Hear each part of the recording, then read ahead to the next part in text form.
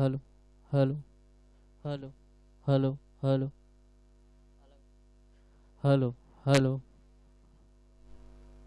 hello, check, hello, hello, hello, check, hello, hello, hello, check, hello, hello, hello, hello, check, hello, hello,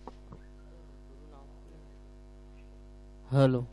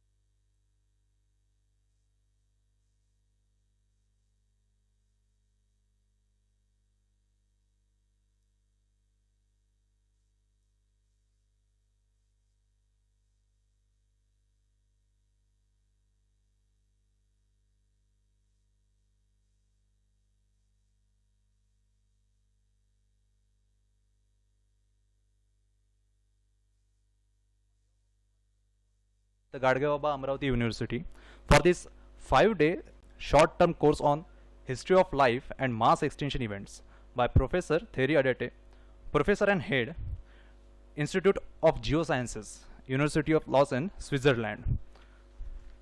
I welcome to all the dignitaries on the dais, our chairperson, Honorable Vice Chancellor Dr. M.G. Sandekar sir, Honorable Pro Vice Chancellor Dr. Jaipurkar sir, Dr. our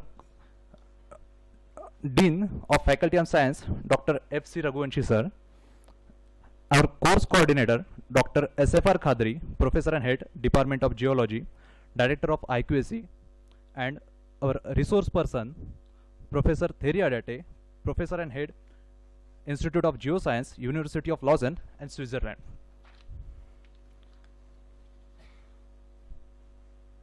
To make this morning a blessed and invoke to Santa Gadge Baba by kindling the lamp and knowledge and wisdom, for seeking and the offering the garland and choice the blessing of the same, I would like to invite all the dignitaries for the lamp lighting ceremony.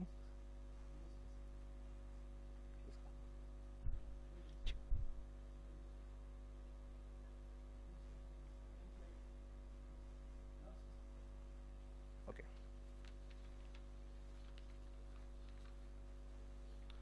I request all the dignitaries and the all participants to rise from the seat for our university song.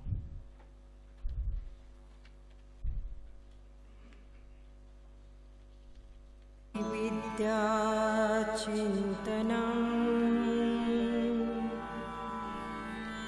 Nityam cha vidyamanthanam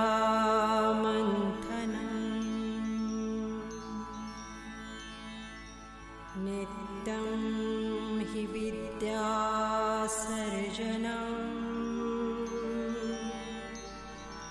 Nityam cha vidyajivanam.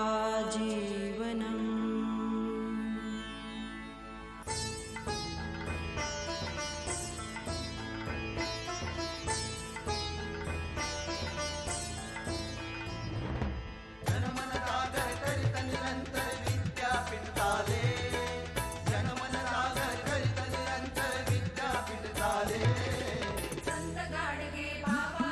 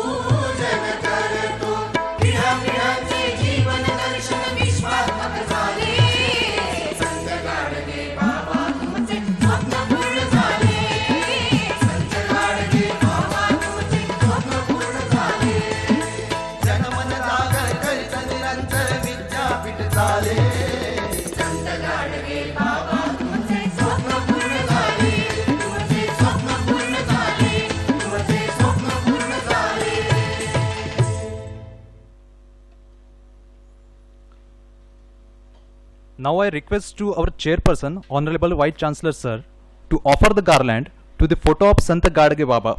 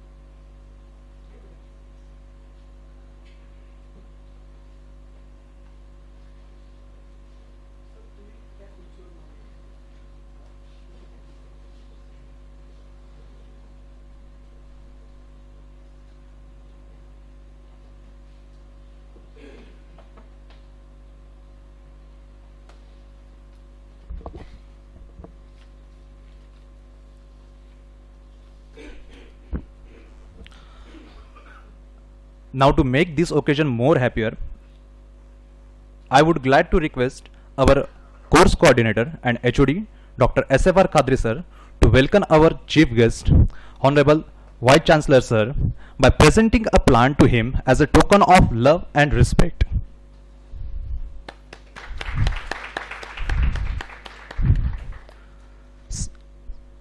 Same, I would like to request to our coordinator sir to welcome our Pro Vice Chancellor sir.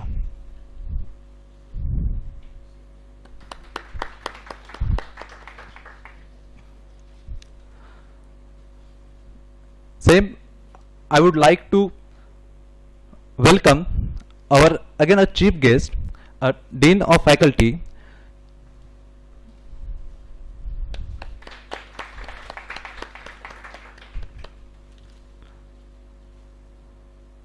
Again, I would like to glad to request to our course coordinator and HOD sir. ठीक.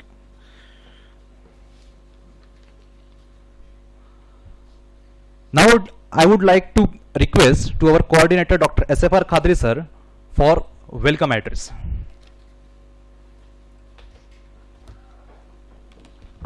Honorable Vice Chancellor, Honorable Pro Vice Chancellor, Dean Faculty of Science, and my dear friend and my research collaborator, Professor Terry Aditi, all the faculty members and students.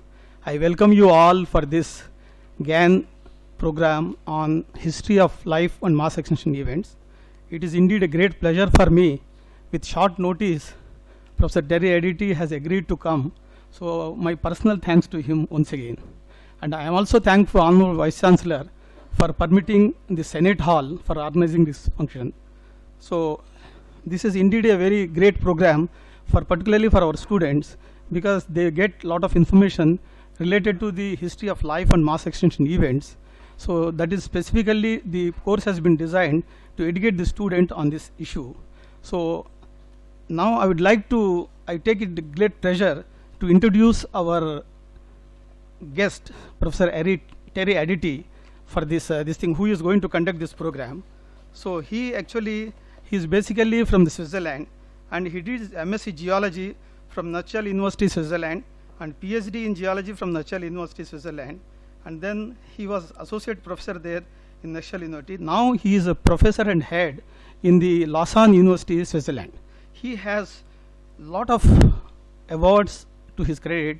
He has published more than 157 papers in international journals, and with very high impact factor and H index. So actually I am very glad to inform to Honorable Vice Chancellor that from the last 10 years we have research collaboration with him, and then we have published jointly 2 papers in science also as a part of this whole collaboration. And then in very soon we are going to have sign MOU with our university and the Lausanne University. The process is going, because our Terry Aditi has requested that a technical advisor, international affairs, to get the approval. As soon as it comes, actually we will be able to have sign MOU. In addition to that, I would like to inform the Honorable Vice Chancellor that one more MOU with the Princeton University, USA, that is also in pipeline. It will be done very soon. So on this occasion, without wasting much of your time, I welcome all of you, all the participants for this program, and I hope you will really enjoy the program. I am also thankful to Honorable Vice Chancellor for providing the HRDC guest house free of cost for the students as well as the faculty members from the outside the campus. Thank you so much.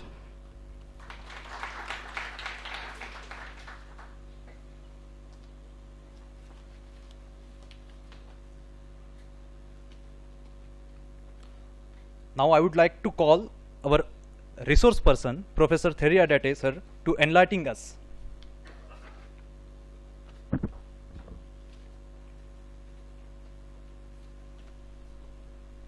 So I will be short because I think I have to talk quite a long way this week with all of you. So first, thanks to the university to inviting me for this course. It's really a pleasure for me to be with you. I spent more than almost 20 years by now working in India, mainly on basalt Deccan traps. And I spent almost 10 years to work with Professor Said Kadri, and it's really a pleasure to be here with you. So I think that I have also to thank the Vice Chancellor, Pro Chancellor, and all the professor colleagues, and you to be here. And I really wish to share a very good course during this week. Thank you very much.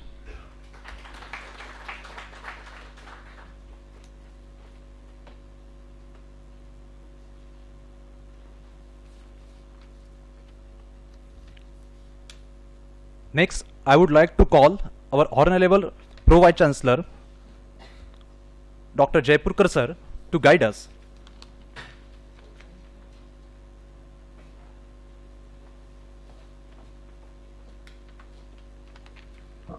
Very good morning to one and all.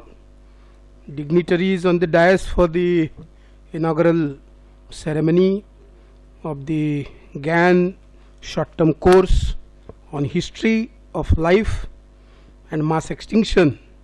Chairman of this inaugural session, Honorable Vice Chancellor of this university, Dr. M.G. Chandekar sir, my colleague in the university campus, and Dean Faculty of Science and Technology, Dr. F.C. Raghuvanshi sir, Course Coordinator, Professor and Head of the Department of Geology, Dr. S.F.R. Khadri sir, expert, the great scientist and researcher from Switzerland, Professor Thierry Aditi, all the teachers, faculties, researchers, and my dear students.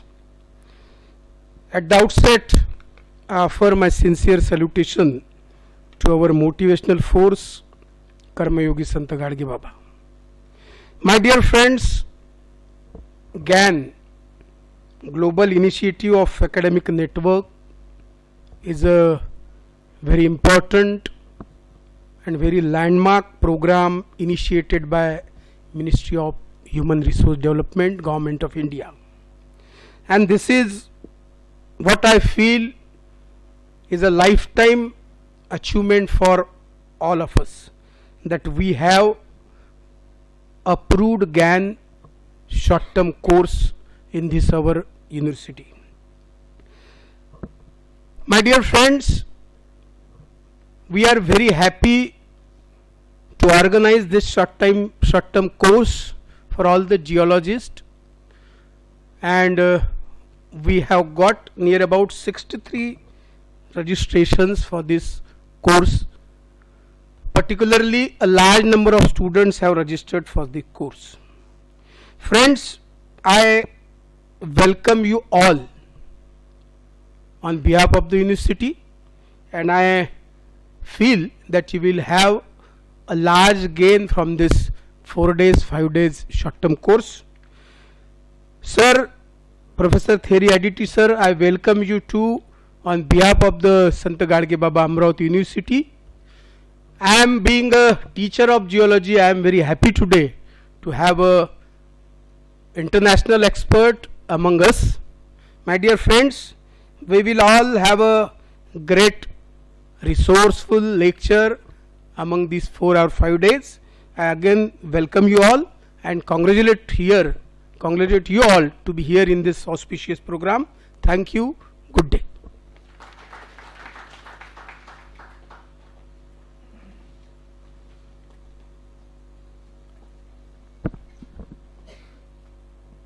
Next, I would like to call our Honorable Vice Chancellor, Dr. M.G. Sandekar sir, to guide us.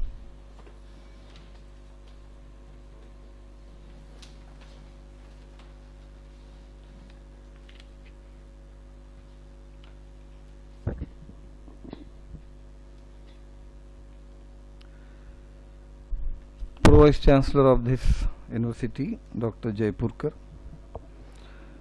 Dean of the Science and Technology Faculty, Dr. Raghuvanshi sir,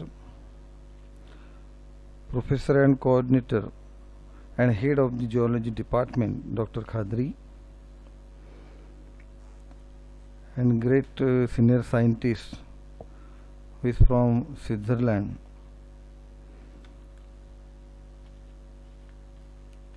other faculty members and dear students. I think we got the 3 GIAN program from the MHRD.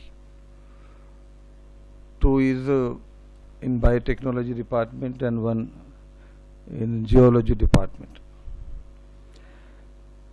This is the new concept of MHRD. GIAN he introduced.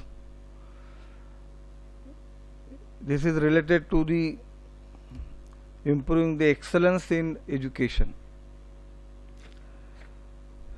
So many initiatives taken by the UGC and MHRD and other apex bodies also, which are working in the country at top level. Because concept of the education is going to be changed day by day. Initially, we can think about what is the GIAN, because so many reports are also coming in the country regarding the education. I am not talking about the education commission. First commission was Radhakrishnan commission, then Mudliar, Kothari. It's okay. But before some years, when Rajiv Gandhi was prime minister in our country,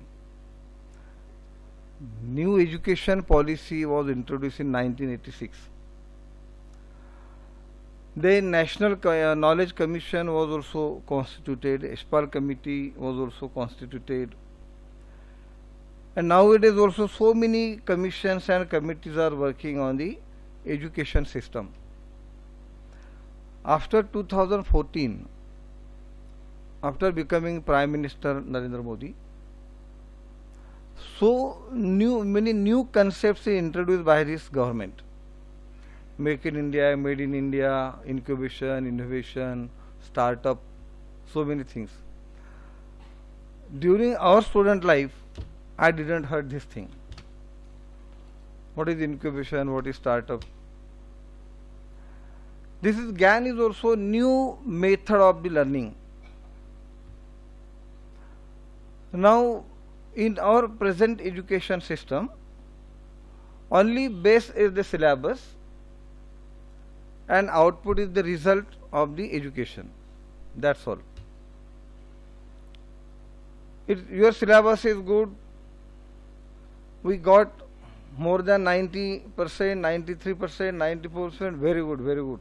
This is students, we can say the excellent student who is getting 94% marks. But now you go through the education system which is coming, the changes are coming. There is no marking system also, CBS, credit based system.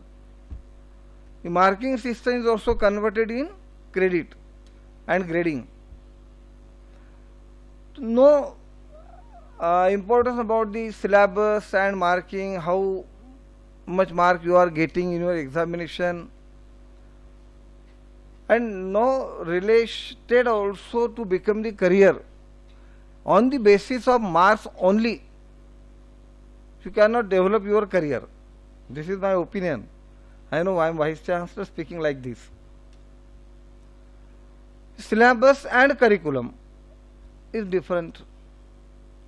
Examination, we used to examination system, but now using the evaluation and assessment system.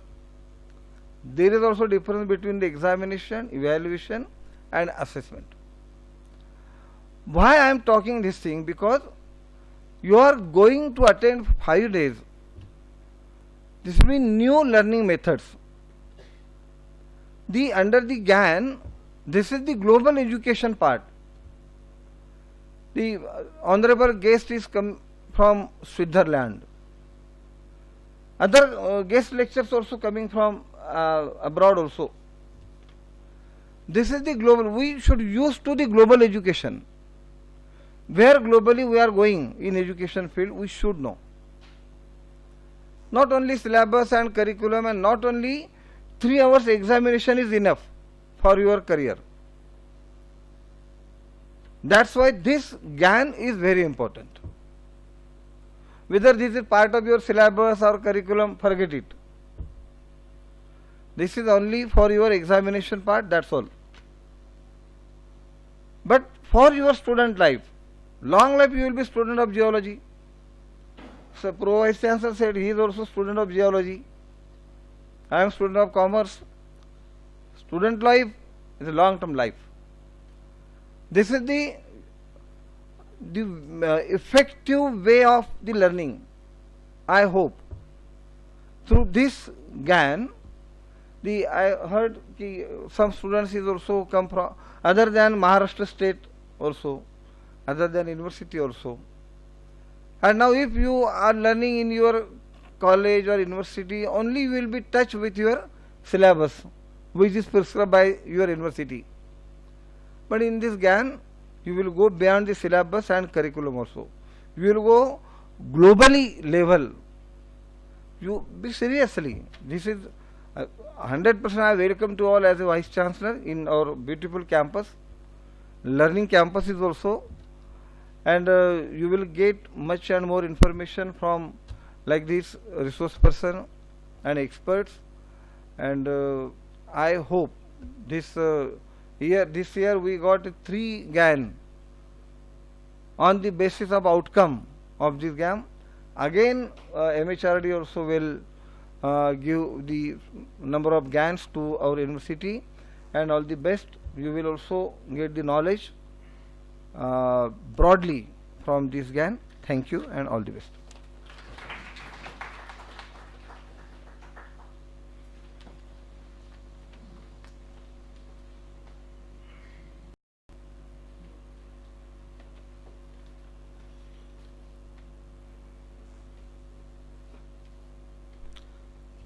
Thank you, Honorable VC sir, for your guidance.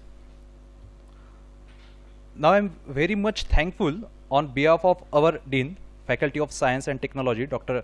F.C. Raghuvanshi sir, and course coordinator, to all the dignitaries for giving their valuable time to us. Thank you, sir.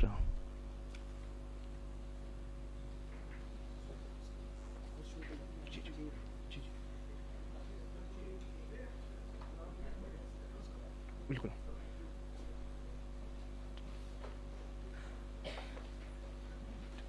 Now, I humbly request to our resource person, Professor Theri Adate sir, to start today's session.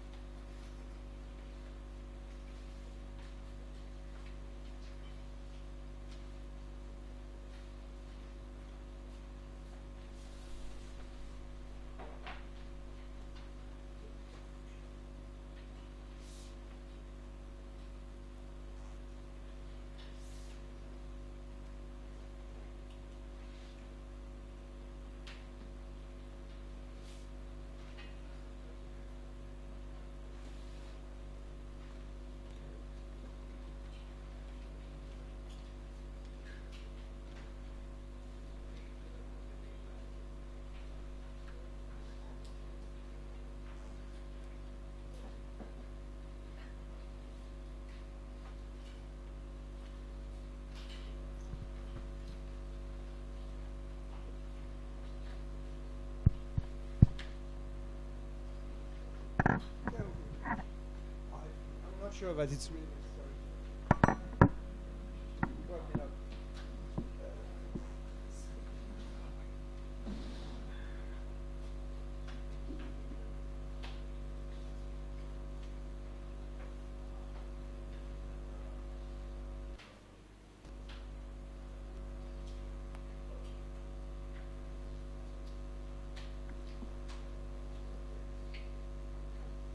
Yeah. It's okay? Okay, so again, thank you very much. You need that? No, I don't think so. So again, thank you very much to be here. So I just see that well, there is quite a lot of students here, and what I want really to do this week is to give you an overview about history of life, mainly focused on mass extinction. It means that sometimes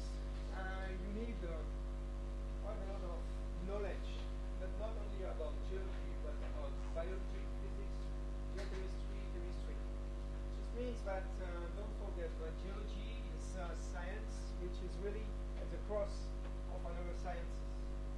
So this is why this is probably so much interesting, really science, because you really need to have a quite a huge overview of the other sciences. I would say, like biology, for example. There is some problem here.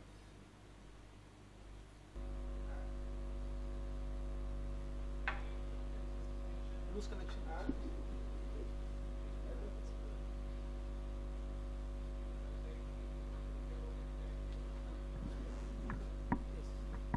Okay. Okay.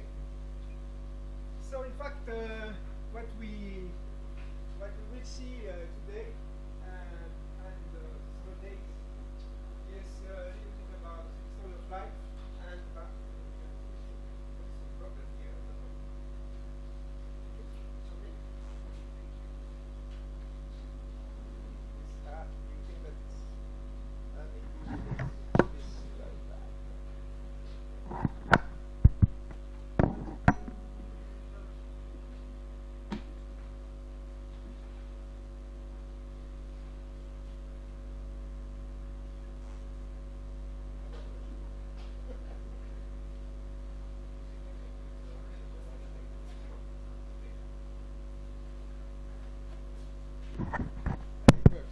No problem. Yeah.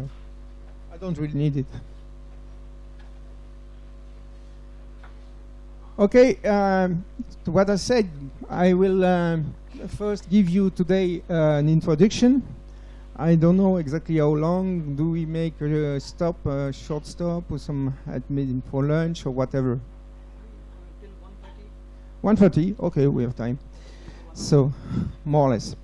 Okay, so what we will see is, first of all, I will give you an introduction about, let's say, Earth history.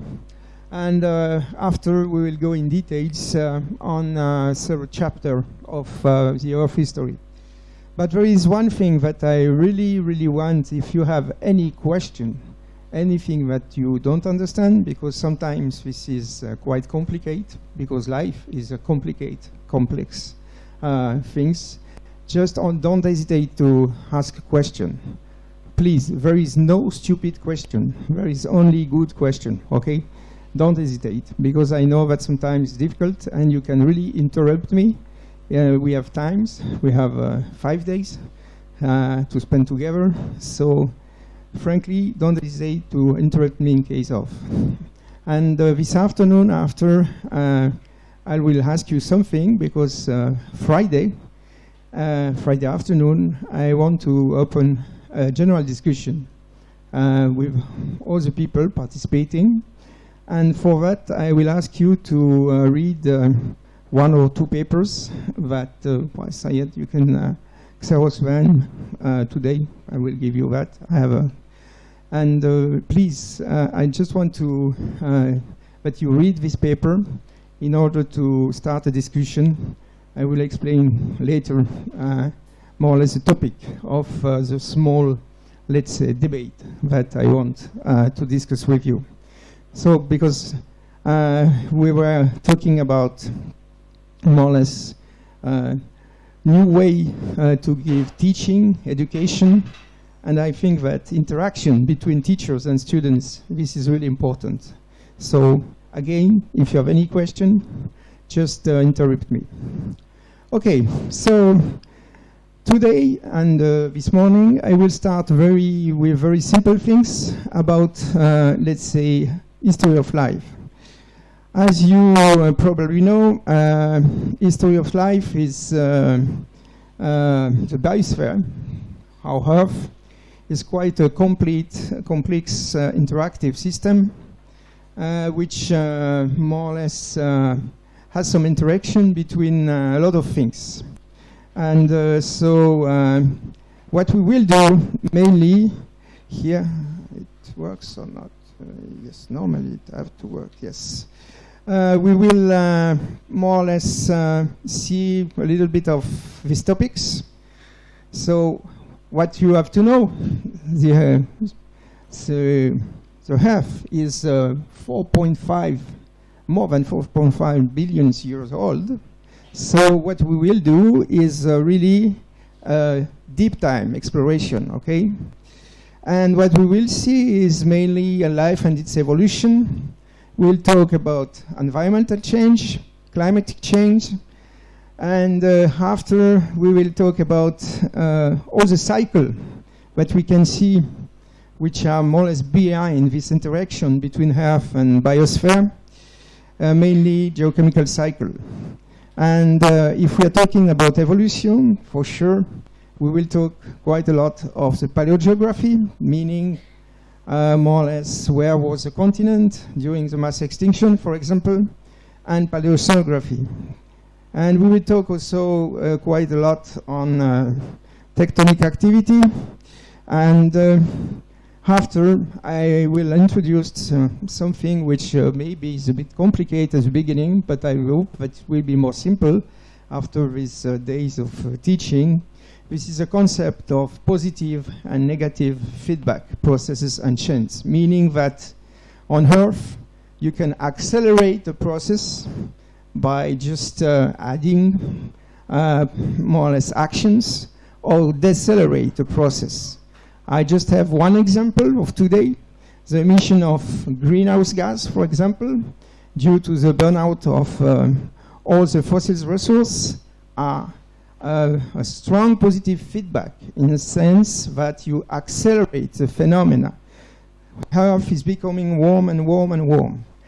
And you can decelerate it by decreasing, for example, the PCO2 pressure on Earth. Okay, this is this kind of things. So it just means that you and me, as a geologist, if I am really studying all these mass extinction events, this is because we really need a knowledge of what happens in the past in order to understand our present and maybe future next mass extinction. And I think it's very important really to understand how this mass extinction were occurring, and especially how more or less Earth recover from this mass extinction, okay? So we are not here only to study the past and to say, okay, it happens like that, but people from the society need some answer, okay? So the geologists know part of this story. They know that in the past there was several mass extinction, big five mass extinction, there was big five, and what we really need is to understand better in order maybe to prevent the next future one. But just hope that it will not happen too fast, okay? So this is one point which is very important, and that's why Thursday and Friday I will end this course about teaching about what people call Anthropocene. Anthropocene, this is a period of time where we are living in, and why some people want to introduce Anthropocene as a geological stage period, okay? So this is a quite important thing. What I will present to you now is useful for our understanding of Earth, okay? So don't forget that. Okay, so history of life is based on geological science named stratigraphy, and the stratigraphy is something very simple. This is a multidisciplinary study on characterization of the sediment formation, which include several questioning, okay? So here I just draw some lithological column, okay, with some question that you can ask when you are trying. It's like a book, if you want. It's a book where the pages of the book are the strata, the beds, and these beds can be sandstone, can be limestone, or whatever. And the pages are numerous in our history, clearly. Sometimes, as you will see, they are missing. Sometimes half of the page is there. So the stratigraphy is really a science which is very important to trace history of life through time, okay? So what's the main question when you see whatever in India, for example, lithological column like that, you can ask you several questions about the lithology and mineralogy, about the boundary between this strata, for example. You can also say what kind of boundary, what is the thickness, for example, which is and the lateral continuity. You can ask you something which is very important. Do they have fossils? Okay, because fossils are very important to date these layers, and you can get some information about the age. And we have the facies. Facies is mean that sediment rocks has some components which allow you to understand in which kind of environment these rocks has been deposited. It was deep sea, it was shallow sea, it was continental, terrestrial, and so on. And well, the sedimentology, this is more or less the kind of structures that you can find here. And after there is, well, some geophysical property, and so on. So we are working, geologists, in order to trace Earth history, we are working on some books, and the books is there, okay? Sometimes it's quite difficult to understand these books, and in fact, stratigraphy, as you can see here, is made of different sub-branches, if you want. And, well, stratigraphy, first of all, is a relative spatial and temporal arrangement of rock strata. Lithostratigraphy is a description of rock units in terms of lithological features. The biostratigraphy, this is the use of fossil plants and animals to date and correlate these sequences, these beds of rocks, okay? Chemostratigraphy is really more and more important. What we use chemostratigraphy, it means that we use, for example, some chemical marker, like isotopes, for example, to trace the evolution of the productivity or temperature, and so on. Chemostratigraphy is really a part of the stratigraphy which is more and more used. And it's really, as you will see, very, very useful. Magnetostratigraphy, this is a branch of stratigraphy based on geomagnetic. This is just the succession of the polarity intervals. And well, here you have a specialist of that. I'm not a specialist of paleomag. Psychostratigraphy, this is the use of cyclicity to date and correlate the strata and reconstruct the climate fluctuation. Why? Because you probably know that while the orbit of the Earth around the Sun is not exactly the same cyclically, the Earth is a little bit far away or closer from the Sun. So this may induce some change in climate, which are cyclic. So this is also quite important. Afterwards, you have the sequence stratigraphy. I will not go into detail about that one. Oops, I just want to go back here. Sorry, I'm a little bit. And the chronostratigraphy, which is a branch which is linked to the concept of time, okay? So we are dividing, as you will see, the Earth history in different periods. And now, in order to trace all this change leading to mass extinction, we really need all this application of the stratigraphy. Well, now I just want to show you a very simple one, which is a very nice one. This is Grand Canyon sediments. Grand Canyon is located in Colorado, USA, and it's a wonderful window on deep time, okay? So meaning that, for example, here you have a very nice succession of sediments. It's more than 2.5 kilometers thick.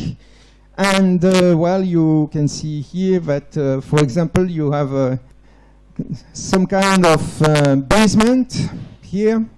This basement is quite old. If it works, normally it works. Yes.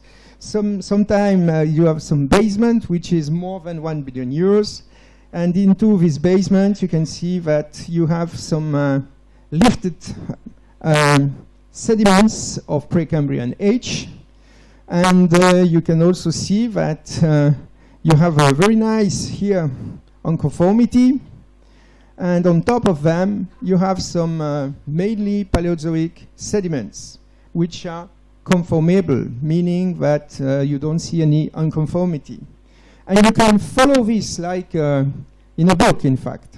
So you can see here, for example, this is a base, this is a basement, very old basement, and this basement, after shows some kind of rift infill still of Precambrian age. And after, you can also see that on top of that, you have conformable sediments, which mainly are of Paleozoic age. So it's like a book. You can read them. So you can read that there was some basement, probably some tectonic activity, some rifting, and this basin has been filled during the Precambrian. And on top, you have just a very nice accumulation of conformable sediments from Paleozoic in age. Okay. So we can do also some. I don't know what happened here. Yeah, it's not very stable. Okay. You can do some other observation. First, there is a law, the strata superposition, but I think you know that. The first strata deposited is older than the next one, and the next one is the principle of superposition, which is quite important stratigraphy. But you can also see that you have some hiatuses. And here, if you are more or less familiar with some age, you can see here that we mainly, as you can see here, shift or jump from the Ordovician to directly the Carboniferous, meaning that you have an hiatus. There was no deposition in the Grand Canyon between the Ordovician and Silurian. It means that pages of the books are missing here, which is quite important to understand. Because if in an history, if you read a book and 10 pages missing, you don't understand nothing about the book. So it's very important to date these things very correctly before to make any interpretation. And especially you can also see that above the last Permian sediments, there is no Mesozoic, no Jurassic, for example, no Triassic, almost no Triassic, no Cretaceous, so sedimentation stopped around there, or has been completely eroded during this time. So just to read, to check the geometry of the layer, the age, you can make a story about these kind of things. Okay, so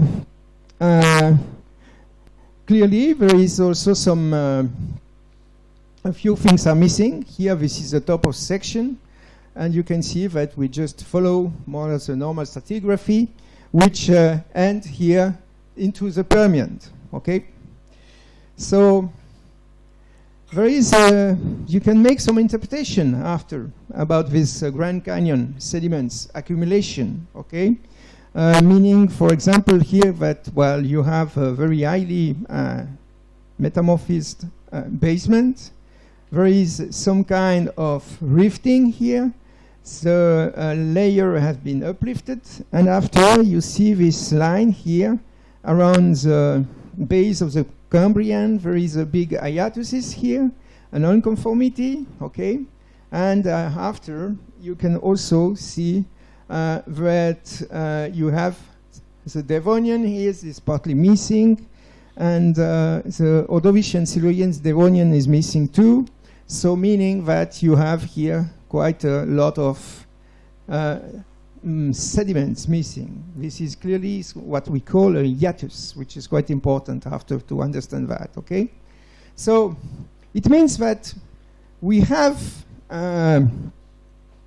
more or less subdivided the Earth history here, as you can see, in different stages. And these stages are clearly very important. And what I present you here, this is the last, yes, almost the last. There is a new one this year, I guess, coming. The last, let's say, international chronostratigraphic chart. This is very important because what the stratigraphers need, the geologists need, is to speak the same languages. It means that when, for example, I am talking, I can take whatever stage here. Let's take, let's say, for example, the Paleocene. You need a good definition of the Paleocene because the geologist who is talking from Europe, who is talking, the geologist from India, need to talk about the same interval of time. That's why people decided to subdivide this stage here using the base of this stage. But what they are doing, in fact, they put, as you can see here, there is, it's a bit small, but some golden spike here, okay?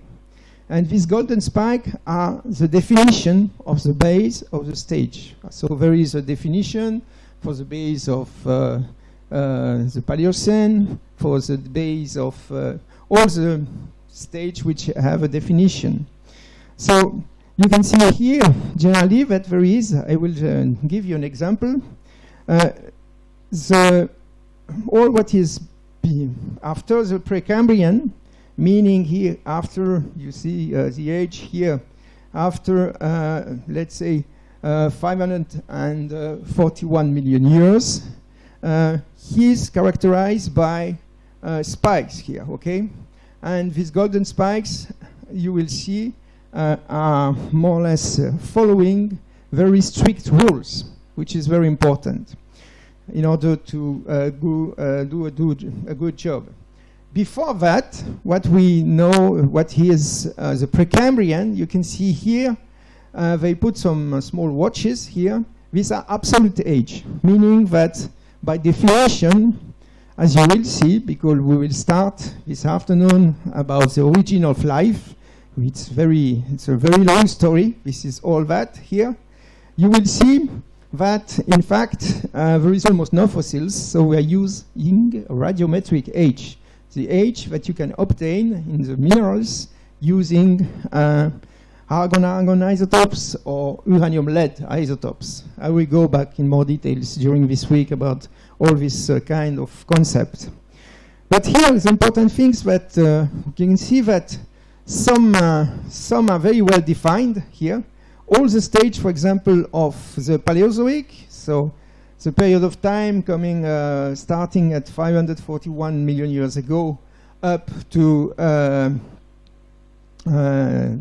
251 million years ago, the Paleozoic is, as a official definition, golden spike that you can see here, okay?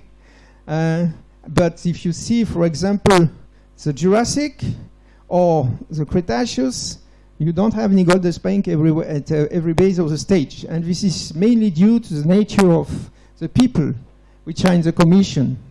I will not be bad with the Italian and French, but I have to say that these people, all the Paleozoic have been done mainly by British, which are apparently very efficient.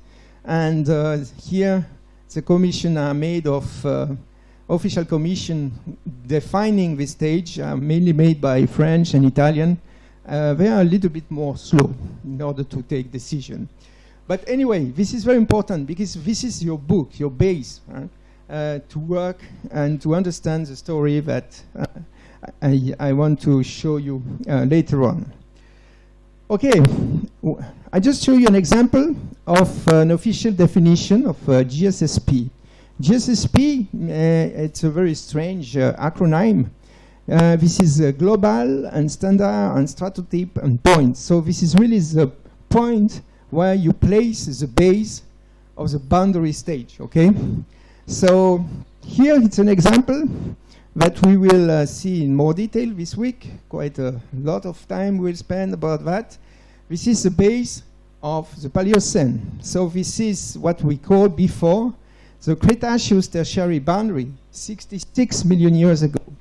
So these things, you can find it on the website. There is a website of, if you, just go back, if you look at the website of the International Commission on Stratigraphy, ICS, you can find all these things, and it's very useful for the students, I guess. And if you look, for example, at the the Cretaceous Tertiary boundary, or the Cretaceous Paleogene boundary, which is more or less the same thing, you can see here that there is a definition here. So this is the age, but the age has changed. We have better dating. This is 66 million years ago. And you know that this is based by a marker here, where Jan Smith is more or less standing. Here, this is a tertiary. Here, this is a Cretaceous. And here, this is a layer, which is enriched in iridium. And, well, we will talk about that. But as you know, this iridium layer is a material of cosmic origin, indicate meteorite impact. But, well, it's a more complicated story that a meteorite, as you will see this week. We'll talk a lot about Deccan trap stratigraphy. But anyway, this is the official definition. And I think this definition is wonderful because we have plenty of markers, okay? So it means that these stratigraphical limits that you have here, this is that red line that you have here, you can see here that the strata, the beds from the Cretaceous are made of marls, and the first bed of the Tertiary are made of shale. So you have a drop in calcium carbonate content. Why? Because at that boundary, all the planktic foraminifera, so all the plankton, if you want, and nanoplankton of animals and vegetal origin are almost disappearing. Almost, not always, not all, but it's very important because this is a crash, in fact, in productivity that you can see by the decreasing here calcium carbonate content. Why the calcium carbonate content is decreasing? This is because, in fact, all these very small planktonic organisms, which are, as you can see here, the scale, this is 100 microns, are made of calcium carbonate. But they are precipitating to make some shell, okay, some wall. And, well, here's a condition, acidity maybe, temperature, we will see that in detail this week, made these animals disappearing. And this corresponds also to a huge change in some stable isotopes, carbon stable isotopes. Why? Because these animals generally are more or less taking more one isotope than the other one, C12 and C12 and C13. I will explain you in detail this during this week. But these sharp drops that you have here, for the moment, just understand it as a drop in productivity, meaning that a lot of animals are dying at that boundary. And here you have also the iridium anomaly, meaning that there was probably a meteorite, but if it's not, I think it's not the only trigger of the mass extinction. And there is a change here, as you will see, in this planktonic organism. But we will see this in more details, okay, later on. Okay, so it means that this boundary is marked by several markers. These markers can be geochemical, like some stable isotope shift, can be mineralogical, like drop in calcite, calcium carbonate content, or an increase in iridium, again, but also you can use the biostratigraphy here. This is more or less a disappearance of some species and the appearance on some other, as you will see later on this week too. So, in fact, here I can start to try to explain a little bit. So this slide is partly in French, sorry for that. I didn't have time really to translate it, but this is almost the same word, so I think it's not very important, you can understand it. In fact, the take-home message of the course that I will more or less give you this week is that you have several causes and interaction between the process which may lead to mass extinction. There is not just one single explanation. For example, for the mass extinction of the Cretaceous tertiary boundary, it's quite clear that there is not only a meteorite, but also huge volcanic activity from the Deccan, as you will see later on. But here what I just want to stress, to indicate in these very buzzy things, you have a lot of arrows. It just means that Earth interactions are very, very complex. And more or less, we are in the middle of that here. This is the biosphere here. And you can see two kinds of interaction. In fact, this diagram is very simple. It looks complicated, but you can simplify. There is some causes here in yellow, which are cosmic, meaning that these are external things which are interacting with Earth, okay? Like impact, so you understand what is impact, it's not a problem. Cosmic dust is very important because we have a lot of cosmic dust coming onto the Earth surface, and this could be lethal for the life, but thanks to the atmosphere that we have, we can solve this problem. We are protected. Asteroids is the same, but we have also the orbital cycle, the cyclicity, the fact that the orbit of the Earth is cyclically not so regular, so which will clearly change the climate on Earth. And after, well, without the sun, we are nothing. So this is also something which is very important. And okay, we have also a cosmic radiation. If we don't have an ozone layer, if we don't have an atmosphere, we are not protected, okay, against cosmic radiation. So all these things are interacting with the Earth system, okay, especially on biology, but also on climate and things like that.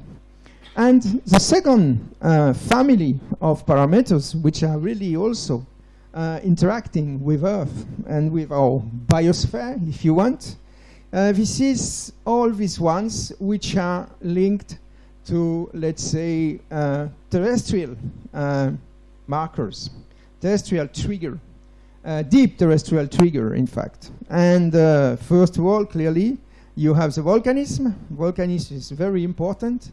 And you will see this week that volcanism is behind any kind of mass extinction.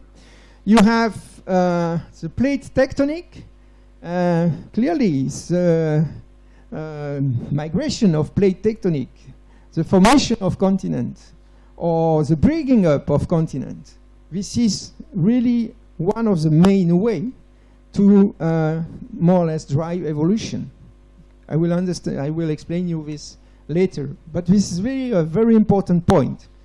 Tectonic activity is very important, but tectonic activity and volcanism are linked to magmatism and are linked to more or less convection current in the mantle, and this is linked clearly to the very let's say deep Earth composition with its nucleus, its mantle, and its crust. And you have a lot of quite complex mechanisms occurring here, okay? And also, more or less, a magnetic field is clearly important because magnetic fields are protecting the biosphere for mainly the cosmic radiation, for example. This is very important because sometimes some scientists are thinking that, for example, if the activity close to the more or less nucleus is quite strong. This will affect the global magnetic field, and you may have more cosmic radiation coming onto Earth's space, which will lead to, for example, more mutation for the cells of organisms. So all these things are working together, okay? So this is more or less the things that we will try to understand this week. So you can see that this is not so easy, but we will try to do that. So clearly volcanism is a very important thing. So let's say a few words about volcanism. Well, you know that in India you have a huge volcanic province, namely the Deccan, which is one of the, for the terrestrial at least, one of the biggest known in the world. And this volcanism, and we will spend some time on that, coincide quite nicely with the mass extinction of the Cretaceous Tertiary that I just showed you. So volcanism is quite important because it may really has an impact, have a lot of let's say effect, short-term and long-term effect. On short-term, volcanism can more or less have some effect on biosphere, like reduction of the light, cooling, acid rain, and so on. So this is quite short-term because more or less SO2 residence in the atmosphere is quite short. It's a question of 6 months to 1 year. But this concern mainly this part of the cooling. But you have a stratospheric warming, and this stratospheric warming is quite important. On the long term, you will have increase in CO2, you will cause increase in greenhouse gas effect, which may lead to warming. So what you can see that volcanic activity on long term is a huge warming, which can be after interrupted by short cooling interval, which is quite important to understand mass extinction event. Clearly organisms, if they try to be used to warm condition, have to to face some cool condition. It's very difficult for them to survive. And here I will give you just a very nice example of how volcanic activity may have influenced for example, man activity. This is quite a recent one. This is in Iceland, so north of Europe, between, let's say, England and Greenland. And this Iceland is located very close to a ridge, which is very active, so you have active volcanism. And in fact, you can see this is that volcano here, which was, quite active, but very recently, this is a Laki volcano. And here it has been active since 1783 to 1784, which is, at this time, there was already some scientists which organized some kind of rate of observation from Iceland to France, Italy. That's why we know a little bit more about this volcano. And you can see that, well, in terms of emissions, sulfur emissions, this is quite important. There is quite a lot of ash all over Europe. And interestingly, we have a lot of basalt, which has been erupted in a very short time period, 8 months. And interestingly, you have some acid rain, which affected all Europe. And what happens? In Iceland, very quickly, all the cattle, all the cows, and so on were killed. A lot of people were killed by some kind of very acidic, badly smelling cloud, namely in a more or less sulfuric acid cloud. And these things were traveling over all Europe in a few months, destroying all the crops, for example, and leading to the fact there was almost no more food for the people.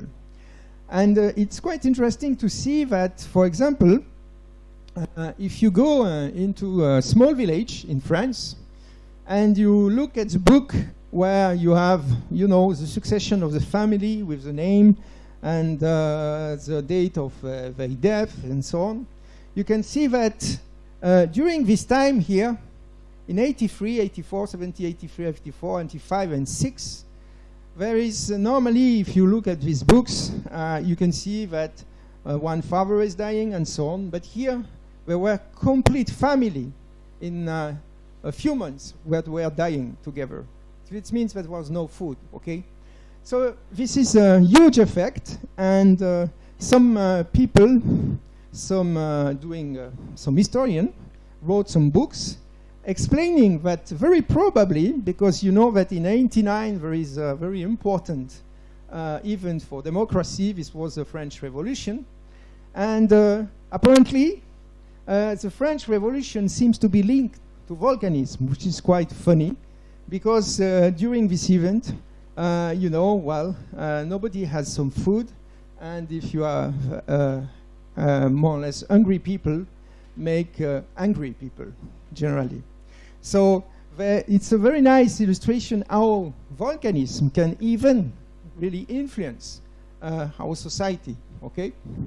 So this is just to show you, in fact, that volcanic activity can really trigger probably mass extinction. But we need clearly a lot of let's say, details about the dating, how it works, as you will see. But this is this kind of quite complicated, but we will see this in details here. Volcanic gas emission, if they have enough, can really lead to, let's say, global warming. If you increase the CO2 into the atmosphere, this may lead to terrestrial and oceanic acidification. Why the ocean is so important? Today, you have to understand that ocean, and for all more or less of the catastrophes, the mass extinction of the past, acidification is very important, because the ocean is a regulator. He is regulating more or less the PCO2. You will understand why. It's because, well, quite a lot of animals, very small animals, plankton, are living into the ocean, and they, in fact, take more or less the CO2 and include this CO2 in the building of the shells. So it's a tramp for the CO2. And if the ocean is very active, it can regulate the excess of CO2 into the atmosphere. But the ocean, in this case, must be in good shape. And actually, if I'm talking about the actual warming, it's quite clear that the ocean, the biological pump, that we can call this like that, is not so efficient in order to counterbalance this acidification. But I will show you a very nice example. This is the Paleocene thermal maximum, showing how more or less these things are working in details. But acidification is clearly a big problem, because I remember you that, well, 71% of the Earth is covered by the ocean, and the ocean is really the big regulator of Earth, world temperature and CO2. So this is an important thing. And after, this SO2 clearly can link to some global darkness, but also some acidification. And I will explain you, I have time this week, that this global warming can lead to anoxic condition, as you will see. And some of the gas which are emitted by volcano can also destroy the ozone layers, which means that we have increasing cosmic radiation on Earth, which is not very good for the biosphere. So this is the same thing here, but into the sea. So you can see that, well, you have acid rain, and you increase also the PCO2, you increase the acidification, and you get this carbonate crisis, meaning that the plankton, all these organisms, which are more or less using calcium carbonate to build the shelves are not able to do it anymore, and this creates clearly a lot of problems, as you will see later on this week too. There is also one thing which is also important, that if you increase the sulfur dioxide and the CO2 into the atmosphere, you increase the weathering, meaning that, okay, you have more acidic water, and you will leach the rocks, and this leaching may lead to increased nutrients onto the sea, and you get more phosphorus. And phosphorus, it's a bioluminescent elements which are very important to boost productivity. So it means that these things also has to be taken into account. This could be good because it may help the biosphere to recover, but if you have too much nutrients, it can lead also to some anoxic condition. So anyway, it means that, well, all these mechanisms are very important to understand that. And in this paper, you can see we have some of the mass extinction events that we will see a little bit in details today and this week. But this is the time here. This is a very nice paper about acidification, showing that acidification, due to mainly volcanic activity, are linked with mass extinction. For some of them, at least. For example, 250 years ago, you have the Permian mass extinction, the Triassic mass extinction here, and especially also the Cretaceous, the Katy boundary, the PUTM. All these things show some problems with these carbonate builders when you increase the acidification. So you can see here's reef, for example, but you can see also here the planktonic, the foraminifera, the phytoplankton, so from the algae, and so on. So this is quite important. And what people show also very clearly also, that there is a very nice correlation between, on that cross plot here, this is the age of the main basalt flood that you have here, and the age of the mass extinction here, okay? And you can see here that, well, the 5 mass extinction, at least the 4th mass extinction, Devonian, the Triassic, and the Cretaceous, and so on, correspond to the mass extinction. So this paper from Courtillot, it's a French geologist, well known to have also worked in the Deccan with Sayed, and show clearly that there is a very good correlation. Okay, so I think it's quite important to see that this is one of probably the trigger leading to mass extinction, volcanic activity on Earth. Okay. So now, this is more or less what we will do this week. If we have time, we will do a little bit more than that, but I'm not so sure about the timing because I have to go slowly. Well, I'm doing an... okay. I'm doing an introduction here. And by now, after this small things, this abstract, we will talk about evolutionary paleontology. In order to understand mass extinction events, we need to understand a little bit what is a species and what is an extinction and so on. And so that's what we will do is well, to see a little bit more about paleontology. But first of all, and I will introduce evolutionary paleontology, some generality about some trend, and an overview of the paleobiosphere fluctuation. And after this week, we will examine the big 5 mass extinction. because as you probably know, since Cambrian, that's to say 541 million years ago, we had big five very big extinction.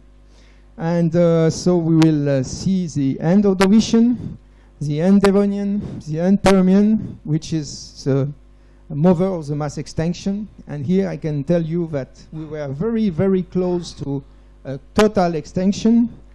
And we will see the end Cretaceous. Let's see the Cretaceous Tertiary, but you have to say Cretaceous Paleogen, but it's the same thing. And after, we will see two things which are not completely related to the Paleocene-Eocene mass extinction, to the big five extinction. This is the Paleocene-Eocene boundary that you have in India, in some lignite layer, and which is probably one of the best analog of the actual warming, because in terms of tempo and timing, this occur very quickly, a little bit like by now. And from that, we will go to some consideration about the Anthropocene, the period we are living, trying to use what we learned during all weeks and to apply that to what we know from the modern world. And you will see it's not so easy. So this is maybe future sixth extinction. Personally, I'm not very, personally what I learned from Earth history, I'm not very optimistic about, I think the next one is coming. And very fast maybe. And so in fact, this is, I put some keywords here. This is all what we need in order to get more or less this extinction. And I just want to really, that you have some attention here. This is mainly what you get, is mainly you are adding and adding bad causes, one after the other, up to a threshold, and after, well, after this threshold you get a big mass extinction. This is normally what happens. And for the moment, we are a little bit close to this threshold, I have to say. Anyway, so, but in order to understand that, I just want to go back to some consideration about paleontology. Okay, so something very, very simple. This is more or less what is a speciation. So here you have the time, okay? And in fact, a speciation, it's just the transformation of a species 1 to a species 2 in paleontology. It's very simple, okay? And here, in fact, for the paleontologists, the most important things is, let's say, the geographic speciation, as you will see. And I will try to explain you very simply what it is with this scheme. Okay, you have to understand that, well, here you have, for example, one small continent, okay? And this small continent is made of mountains, for example. And it means that, well, as you know, you have always some genetic transformation inside the species, depending of the elevation, depending of the climate, and so on. And if you modify this continent and separate this continent in two subcontinents, as here, for example, you create what people say, what more or less biologists name some cline. And if the separation is more or less long, you may have some subspecies. But here, the important thing is that the genetic of the animals, of the two subspecies, is still very close by. So it means that the two subspecies are interfecund in between. So it's quite important. But, well, if the two continents are again together, it's not really a big problem. You will not create a species 2. But if the separation here is going on for 100 and 100,000 years, you will create a new species because the genetic composition of each subspecies is so different that they cannot the interfecundity is not possible. So you understand very quickly that here, this kind of mechanism is clearly linked to some geological mechanism, like the breakup of continents, for example. So it means that, in fact, you always have some genetic mutation in a species, but in order to increase it, for example, you need external parameters like continent breakup. And if I'm trying to summarize, in fact, in a very short synthesis, the evolution in terms of species, in fact, the genetic or chromosomic mutation will more or less be responsible for the intraspecific variability, okay? And this kind of mutation appear accidentally, are linked to some local condition, and will create some tendency. This tendency are named clines, which may change a little bit the species, but still they can be interfecund, so they can still more or less reproduce themselves, the same species, okay? But if the medium is more and more influenced, and for example, the separation of two continents, you will overpass the stage of non-fecundity and leads to appearance to a new species. Meaning here that I think evolution is clearly linked to some mutation, but also some external things like breakup of continent, at least for the paleontologist. There is another thing which is also very important for the paleontologist, at least. If you look at the evolution life, you can see that you have always a growing complexity. And this is really important, very important complex. You can see that we go from unicellular animals to metazoa, meaning that they are segmented with more and more different cells, and to fish, to amphibians, to birds, dinosaurs, monkeys, and finally to the man, okay? So meaning that through time, through a long, long time, you have an increasing complexity of the evolution, which is quite important. And this can be shown quite nicely if you see more or less. This comparison is you have the time here, and here you have the kind of type of cells. Okay, so you know, for example, that sponge have 3 or 4 different kind of cells. They are very simple animals, very simple organisms. And you can see that through time you increase the type of different cells with a maximum with the hominids. So you can see that for the corals there is just a few types of different cells, but for the cephalopod, ammonites, there is quite a lot more. And for the amphibian, dinosaur, birds, and man, you increase that. And I think this is quite important. I don't know what happened with the color. Strange. Okay, so now if we try to see why the complexity is really increasing, I think it's something to do with what we name ecological expansionism of the diversification. Okay, it means that in fact you have the appearance of a species in a small territory, and after this species will evolve.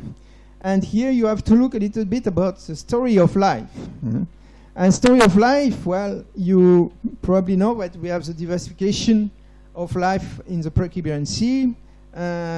They took a very long time, from 4.5 billion years to 500 million years. It's a long, long time, and we'll go back to that this afternoon. And after, well, we have around 450 million years. The continent is invaded by plants during the Ordovician. So that's to say, and this is quite important, for a few billions of years, evolution was very slow. And from the base of the Cambrian, this is the explosion. And this is very fast, as you will see. And in fact, here you have the diversification in lake and rivers since the Silurian, that's to say 420 million years ago. And after, you have the arthropods coming in, the insect, again during the Silurian, and in the Devonian, and especially the water atmosphere interface is crossed by the amphibian during the Devonian. And well, later on, you have during the Triassic the first mammals. Okay, so it means that since the base of the Cambrian, since 540 million years ago, this evolution is really accelerated. Okay, so it means that, in fact, the tendency of the evolution, at least for paleontologists, is a permanent trend to occupy a maximal area, and the limits of which are a compromise between the biological needs and the tolerance of the individuals faced to the present ecological factors. So this was, I think, evolution since 500 years, a million years, is clearly in expansion. And the maximum expansion is, well, resulting with clearly the men, which are, as you say, now the dominant species by far on Earth. Okay? So, in fact, there is 4 ecological obstacles which are nearly impossible to cross, but some of the animals did it. This is the absence of food, clearly, the absence of water in the desert, for example, extreme temperatures, which, for example, the cool temperature will more or less provoke a slowdown of the metabolism, and, well, the space. So some organisms did it. Well, birds are able to fly in the sky, but there is a huge difference between that and the man, because the man overpassed this boundary using no technological device and not anymore new anatomic or physiologic change. And this is the main difference. Man is able to use techniques. Probably many of the animals are not able to use techniques. You can say that maybe some of the monkeys, for example, are able to use some very primitive techniques, but this is the main difference. This guy here is overcoming everything due to this technical invention instead of morphological invention. And this is probably a huge step into the evolution. Okay, a few concepts about something which I think is very important, because well, as you know, a lot of people are not really believing into the evolution. In US, for example, you have to understand that almost 50% of people are still thinking that the world has been creating in 5 days and not million years. So I just want to insist about some concept here. First of all, something which is very important. During evolution, a species which disappeared will never appear again with exactly the same characteristic. You don't go back with evolution, okay? And I can give you one example. We'll go in more detail. It's possible to arrange that because we have almost no more picture here. I don't know what happens with... because now it's you see the colors are completely disappearing, so it's a bit bad. Yeah, it's all the same. Yeah, I don't know what happened here. I think there is some kind of... I can try to... I'll just wait. Oh.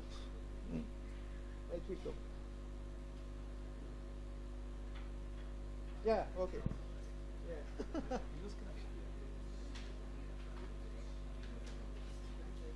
Yeah.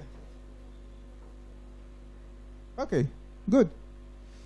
Okay, so for example, this is a good example. It's non-reversibility of atrophied body members. It's an example that I will explain you in more detail later on, but if you see the evolution of horses, it's quite a good example, because more or less the ancestor of the horses, this is that one, had some, let's say, fingers, and these fingers are, I will show you that in more detail later on, now evolve in just one, what's the name, 1 feet, if you want, where you don't see, you have more or less a fusion of the fingers. And it's just in order to ameliorate more or less the run of these animals. I will explain you why after. But you will never see a back to this kind of situation, okay? So I think it's very important. The fusion of the horse fingers is something, an evolution, which allow to the horses to run more quickly. And because there was a change in climate, in fact, all the forests were more or less were hidden, were disappearing due to a cooling. So you have the forest has been replaced by steppe, by field, where it's impossible to hide. So they have to live in groups and to adapt to another strategy, meaning that they have to adapt to some run and quick run. Okay. And another thing which is also important, this is, in fact, the non-reversibility of the complexity. For example, here, I give you some example, but a fish will not go back to an unicellular. But I think it's very important. This is impossible.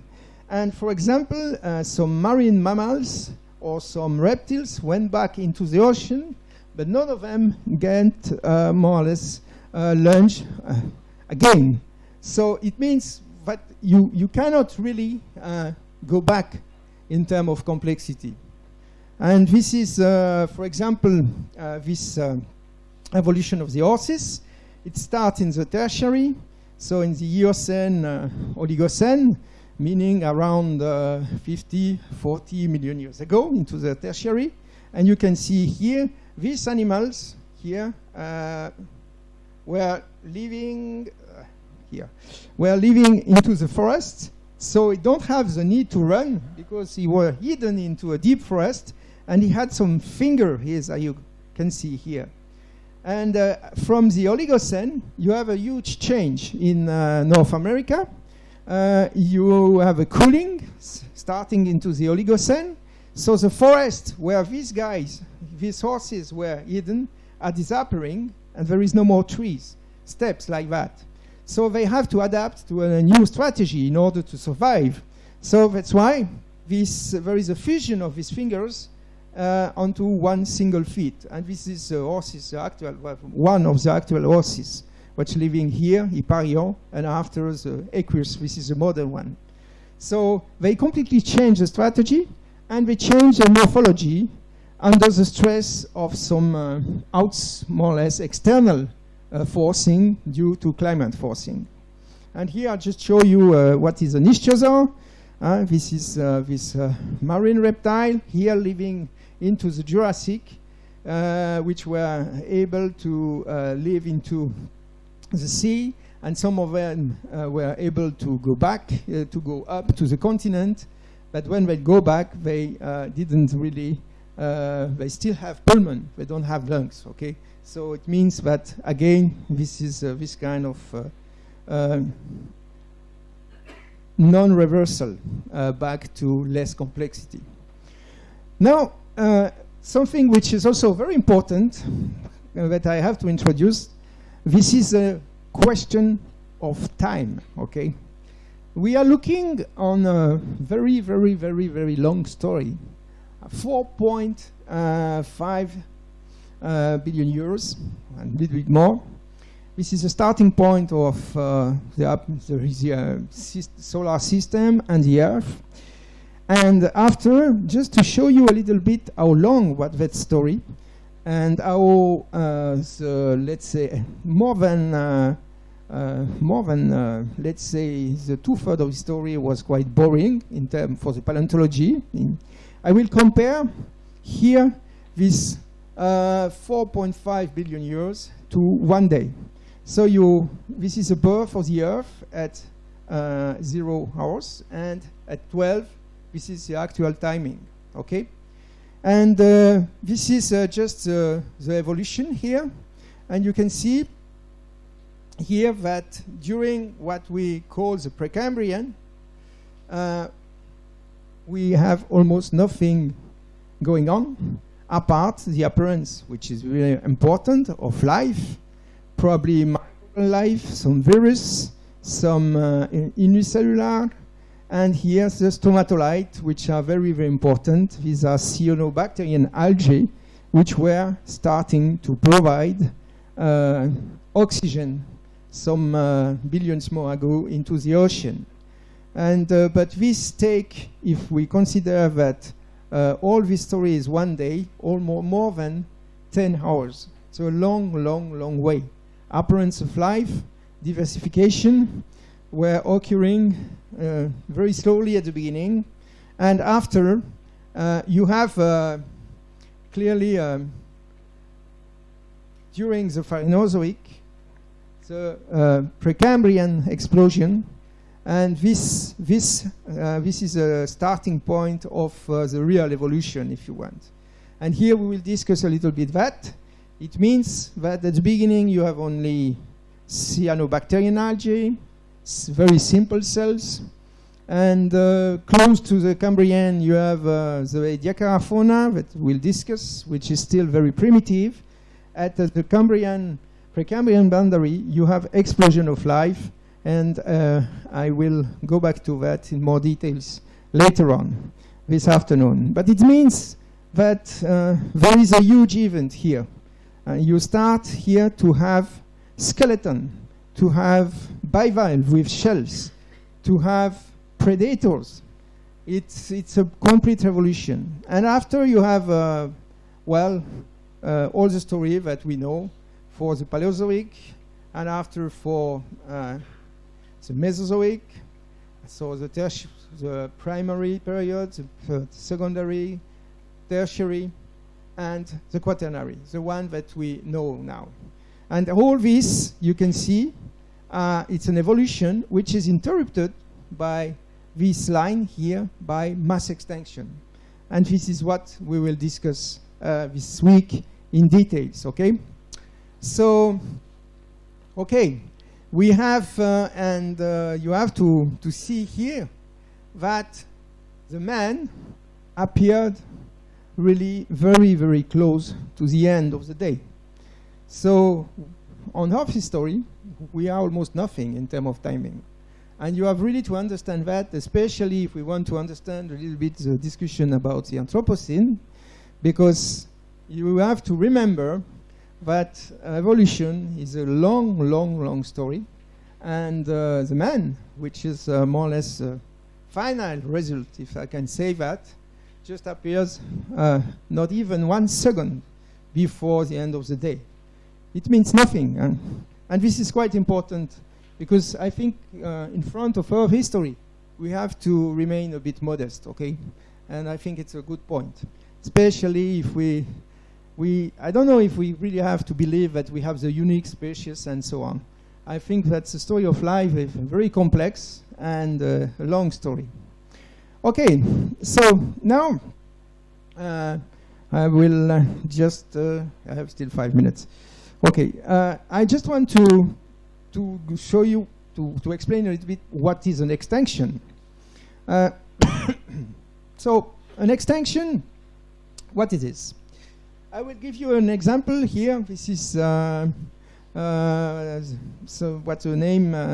The travel pigeon, which were very common in US, and people were thinking that there was vectors of huge illness, virus, and so on, and they start to kill them. And very quickly, there was almost no more of this passenger pigeon in US. They are a little bit back by now, but clearly this is a kind of mass extinction, if you want, due to human, okay? But in the past, mass extinction have different, more or less, timing and tempo. And here I just show you a little bit what is mass extinction by definition. So by definition, it's not very complicated to understand. You have here to the left, sorry, the biodiversity. Here this is bit difficult to, yeah, we don't see it. It's a bit strange, sorry. But you have this on your book, but very strange because I have this on my screen. In fact, you can see on the first one, normally you have to see that, no, sorry, it's okay. There was an animation. Okay, so you can see that you have the background here. This is the background of the biodiversity. And when more or less your curve goes down, very deeply down beyond the background diversity, this is a mass extinction, okay, in terms of species.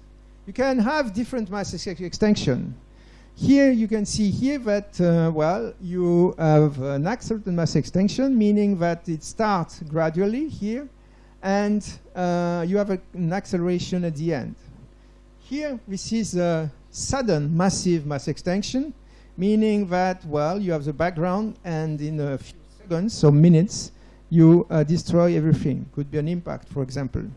And what we have also in Earth history, it's a stepwise mass extinction, and the end Permian is a good illustration of that. So what you will see here is generally what we have. It's a mix between stepwise mass extinction with an acceleration, and sometimes more sudden things like an impact. Okay, so this is more or less what we see during Earth history. Okay, now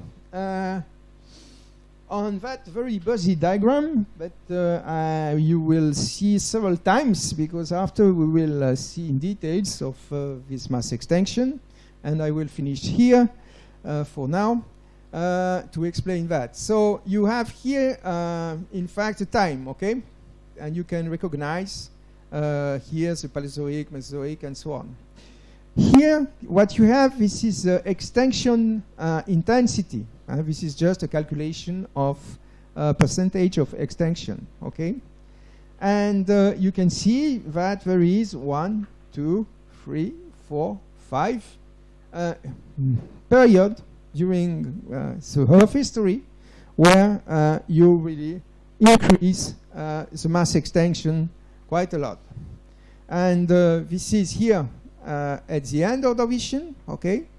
This is the end Devonian, this is the end Permian, the end Triassic Jurassic, and the end Cretaceous, or the Cretaceous tertiary boundary. And you can see here that you are really, you really have a very high extinction level. So this is funny. You can see that each time I am talking about end, and Jurassic, and Triassic, and Permian. This is just a question of paleontology and history, because the paleontologists 100 years ago already have seen that when you go through, for example, let's take the most famous here, from the Permian to the Triassic, or from the Cretaceous to the Tertiary, you have a sudden change, an abrupt change in the species, okay? So they knew, more or less, since a long time, that something were happening in terms of evolution. But at this time, they didn't really understand it, okay? But this is due to the paleontology. And after, they name the stage, the main period here, Cretaceous, Jurassic, and so on. because the paleontological content was changing. So this is a historical reason, in fact.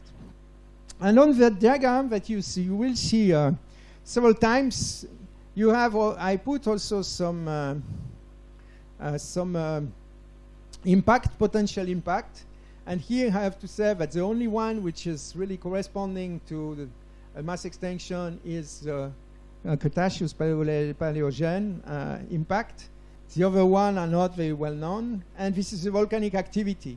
And here you can see that maybe apart from the Endordovian, all the fourth one are corresponding to some mass extinction event.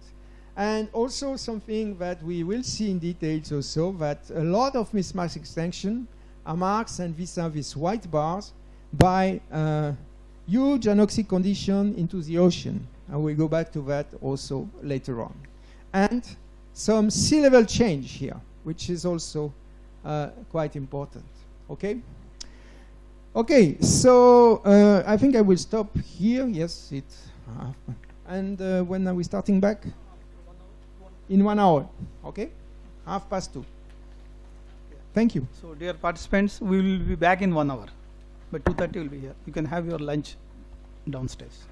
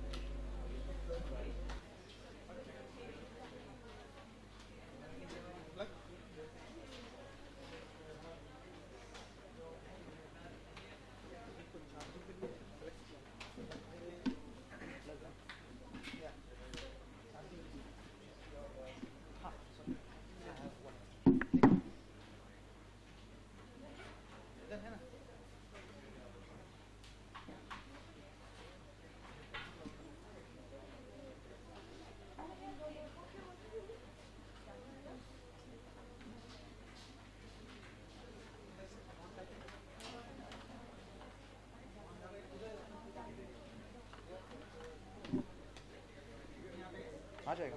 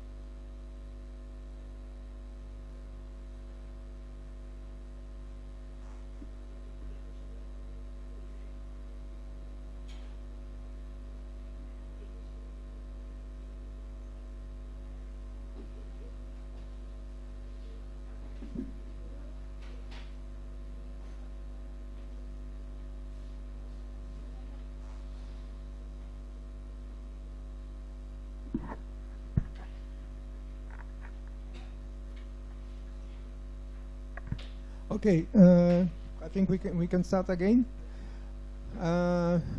What do you think, Syed? We can yes, make 1 hour and after a short break.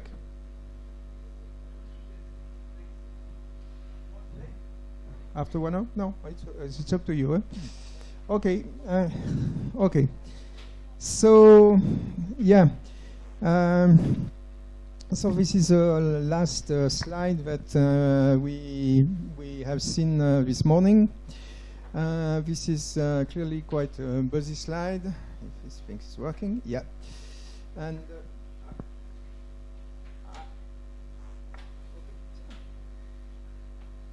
okay, so just to remember you that this was the last slide of this morning. This extinction, the time here, extinction intensity, and this has a big 5, okay?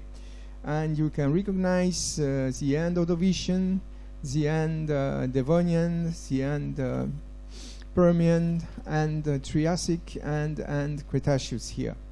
And what we said is that, well, you can see that these events correspond to a really huge increase in the proportion of extinction, and mainly correspond to some volcanism, at one exception just for the KT boundary to the impact, and some sea level fluctuation. That's to say, generally you have low sea level before, high sea level after, and the deposition sometimes of what the geologists are calling black shale, and these black shale are generally very rich organic matter sediments which have been preserved and developed under very anoxic condition. That's to say that during this time there was almost no oxygen in the bottom floor of the ocean. Okay, so now another overview of Earth's history, if it works. Yes. Okay. Here you have a different curve, and this different curve can move a little bit. The different curve are generally quite interesting because it gives you, well, first there is an explanation which is quite easy to understand, and it gives you an overview which is quite important here. This is the time, as you can see here, and there is different curve. And here, first, this is a gloimat climate, okay, where you can see that we go from glacial here to ice-free, and there is again some glacial interval, a short one, which is quite important at the end of the division, a major glaciation during the Carboniferous. I will talk about that a bit later on. And here, quite long period from Triassic, Jurassic, Cretaceous, and the beginning of the Tertiary, which was a greenhouse period, and we start to see again an ice house, it's to say a cooling, but to see some glacial, as we had actually. So another things which is quite interesting with the sea level fluctuation. You can see that in fact you have since let's say 600 million years ago, let's say 4 main cycles, a huge sea level rise from the beginning of the Cambrian to the Devonian, a huge sea level low, culminating in the Trias, Permian Triassic here, again high during the Jurassic Cretaceous and low during the second part of the Tertiary till now. Atmospheric CO2 is also quite interesting, but here you can see that, well, you have quite a lot of CO2 during the Cambrian Ordovician, down and the drawdown of CO2 during the Carboniferous, little higher during more the Jurassic Cretaceous, and down to the Quaternary. And by now, since more than 200 years, we have increasing CO2, which is actually, since 1 week, around 415 part by volumes, which is quite a lot. And Friday and Thursday afternoon, I will try to explain to you that we are going back very quickly to some Cretaceous period in terms of CO2 content. And this is here more or less the extent of supercontinent. You can see here that since, well, just before the Precambrian Cambrian, we have more continental aggregation, meaning that it's generally quite supercontinents which are more or less here. And the breakup, which correspond to high sea level, I will go back to that later on. And again, well, a supercontinent, an aggregation, more continental aggregation during more the Carboniferous, Trias in the Permian, and again a breakup, and we are somewhere here by now. And the interesting things here is, well, when exactly we have the development of terrestrial ecosystem. Up to the mid-Ordovician, there is almost no life on land. And well, since more or less the Silurian, you can see that we have increasing life on land with mainly a lot of vertebrates during starting up to the Devonians, to the Permians, and so on, with a huge development Jurassic Cretaceous, and clearly after quite a lot on during the let's say tertiary, quaternary. So there is here, I think, mainly some important point. You can see that you have clearly a lot of events coming together, which are sometimes not so easy to understand.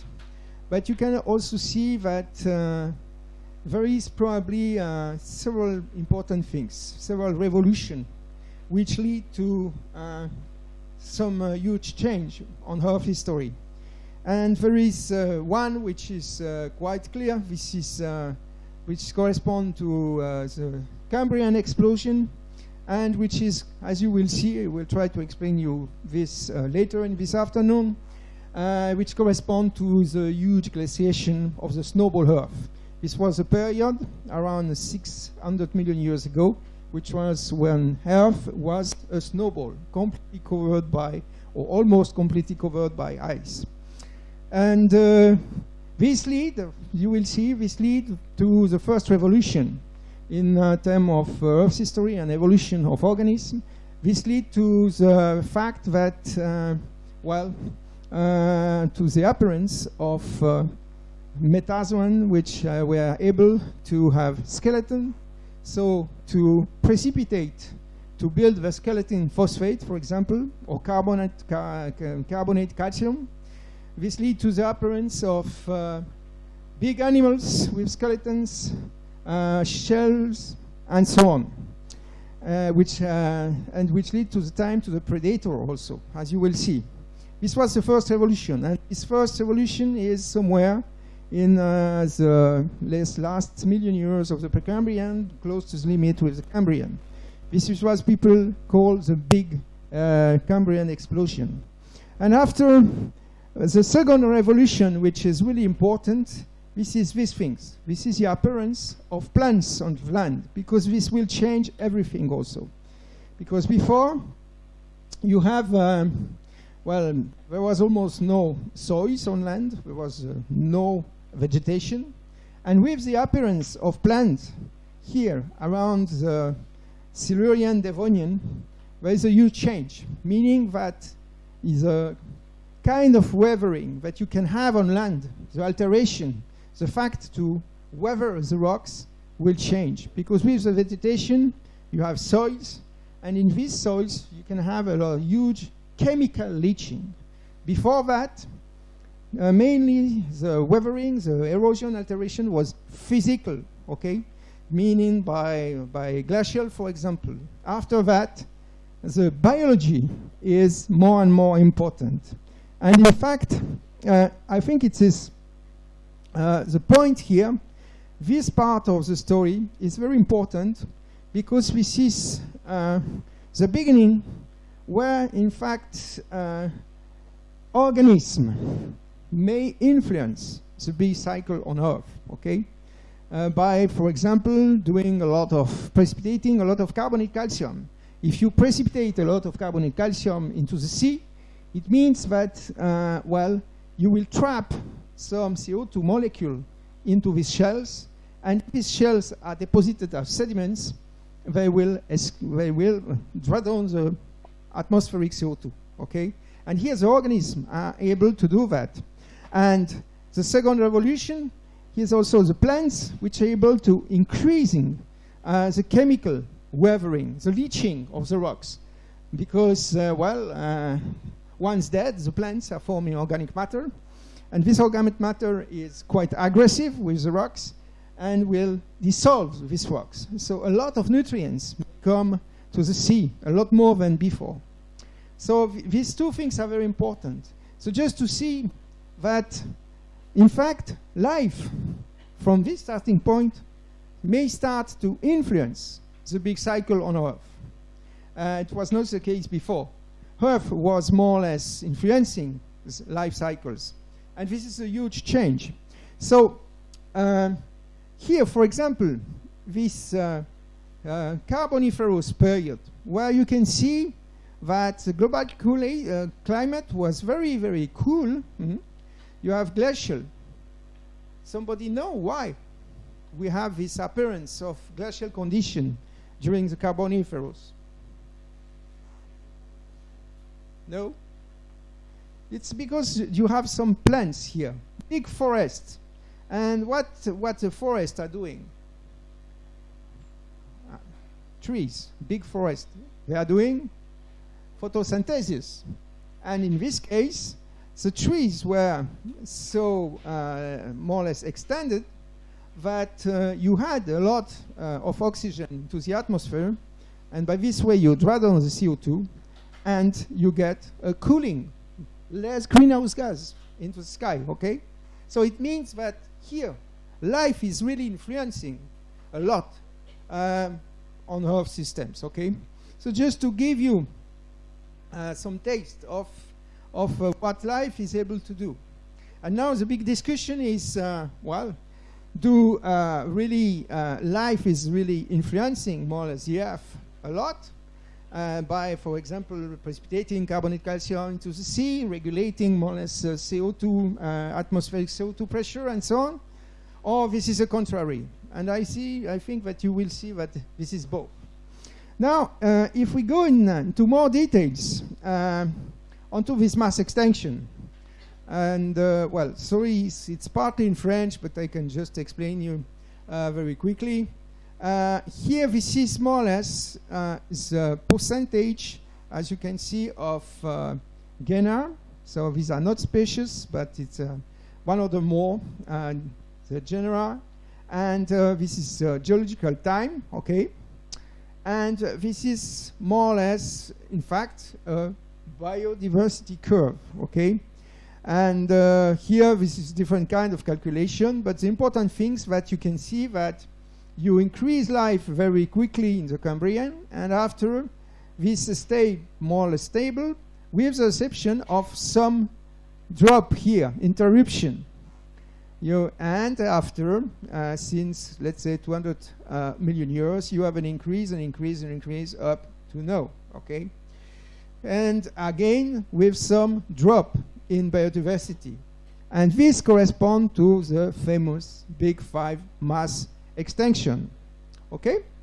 So, what we have here, in fact, this is due to two things. Clearly, you have an increasing complexity, increasing life, increasing biodiversity, but also an increasing preservation of the fossils.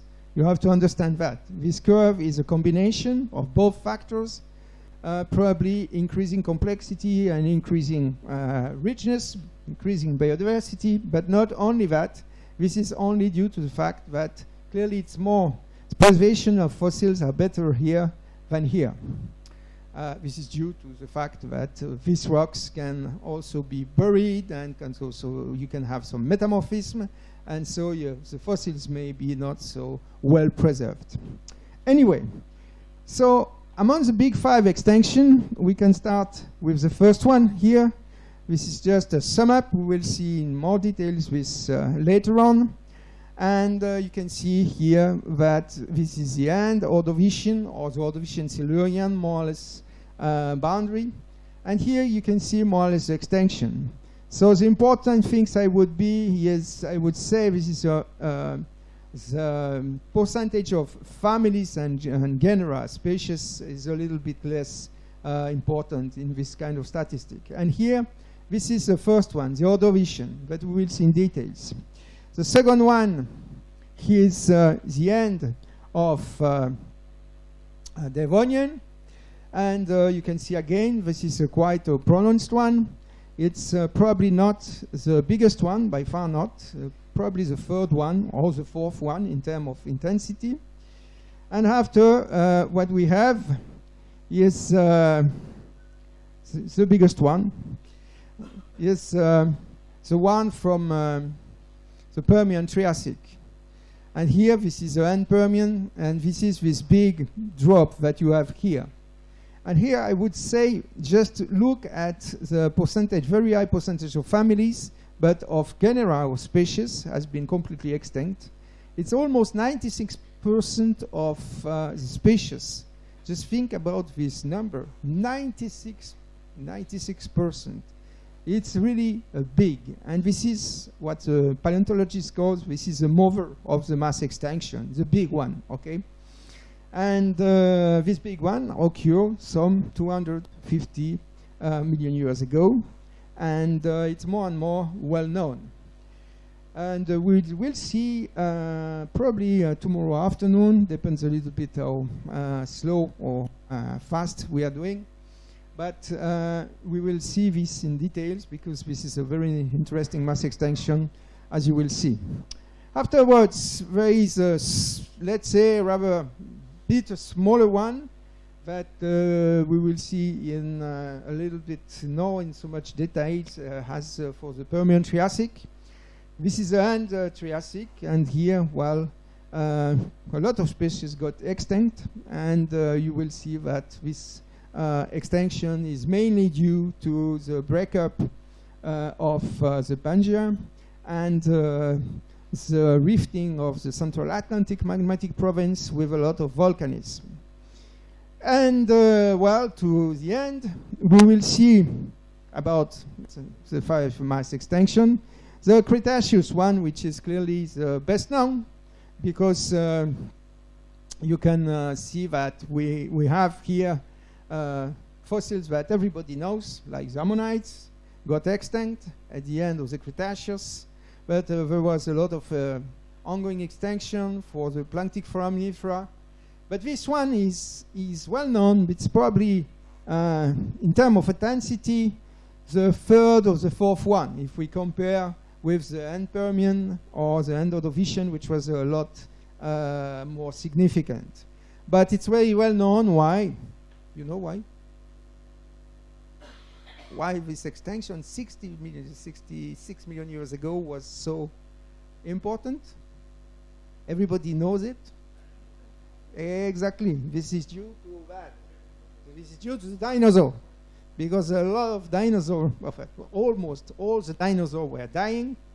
And we will talk also about dinosaurs in India, because here we work quite a lot on that topics, also in India, not only outside in US or in Europe.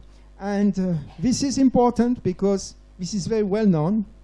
I think maybe the importance of this mass extinction has been a little bit exaggerated, because exactly because of that. Because the dinosaur, you know, everybody knows dinosaur. From young babies to old ladies, if you speak about dinosaur, they say, oh, yes, yes. And they always say, well, they have been killed by a meteorite. You will see that it's not exactly the case. This is part of the things, but it's not only that. Okay, there is several organisms we are dying for that. And now the question here's where is the next. And here there is a paper in Nature, which is, well, I think quite interesting. And what they show, in fact, is the following. This is more or less the threshold where you have a mass extinction. This is what we know from the past. That's why I think this is a very important thing, because to now, in fact, there is, since 500 years, there is not so many species we got extinct. There is some, but not so many. But on that diagram here, what we see, which is really important, this is the number of species which are on the way to be extinct. They didn't still cross the threshold to be extinct, but they are, for some of them, they are very close. And the mass extinction percentage of species is somewhere here, okay?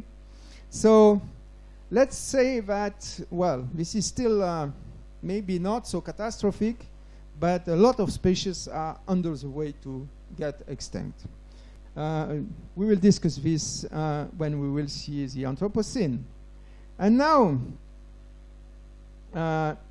okay, I just want to show you that slide, which is a little bit puzzling, I would say. We have some reason to be a bit upset when we see that. This has been adapted from a paper which is quite old, but this is a warming, okay? And this warming here, we are somewhere just here. And you have two scenarios. One is an optimistic scenario, one is a pessimistic scenario. This one takes in account the fact that we are using more and more green energy, okay? Like eolian or things like that, geothermy. And these things, well, it's less optimistic, meaning that we are really still using a lot of very dirty energy. And also the gas schist, which is really a problem in terms of contamination.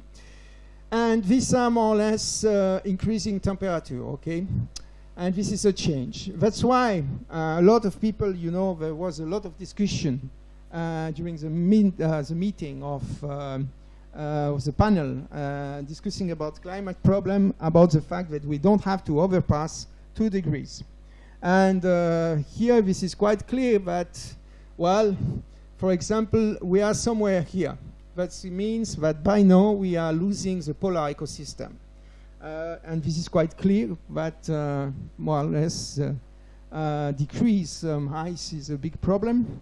And the polar ecosystem is disappearing actually, I would say. But you can see that, well, if we overpass 2.5, there is a big problem with, for example, the big forests, Amazonia, which is really one of the place where oxygen is produced. A big problem with the corals. And if we overpass this 2.5, 3.5 degrees to 4, it's clear that we are close the major mass extinction. So that's why this discussion about, well, do we have to go over 2, 4 grades is so important, because some modeling show that above 3, 4 grades, the change are really huge.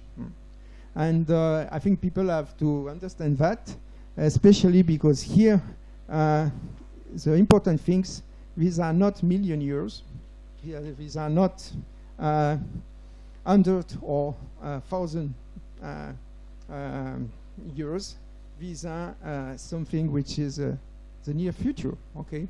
So that's why I think I will try this week to learn you how mass extinction from the past can be useful in order to understand maybe, or at least to prevent the next one, if we have a next one. This is a good question.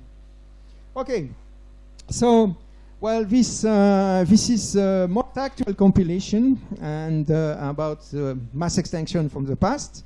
And here again, you can recognize the end Ordovician, the end Devonian, and Permian, which is the most massive one, the end Triassic, and the end Cretaceous. Okay, and if we can solve, I just put a different way to see it. This is diversity, gain of our loss of diversity, and you can see that the Permian Trias is very, very well expressed in this case, but as well as the Cretaceous tertiary one. It depends a little bit how do you see more or less this kind of extinction. But anyway, we have here this kind of mass extinction, and you don't have this one. I just put it very recently because I think it's a nice abstract here of if you count all the families. So in this case, they count all the families, terrestrials and marine families. And you can see here that if you count more or less Cretaceous family terrestrial one, and you include the dinosaur, you get a bigger mass extinction than the other one. So it depends a little bit how do you count that. But anyway, you have 5 big mass extinction. Okay, now there is a few things that we have to discuss, because mass extinction is quite complex. And, well, it depends a lot how do you look, and at which scale do you look. If, for example, if I am just looking the proportion of some bivalve family here, like the rudists.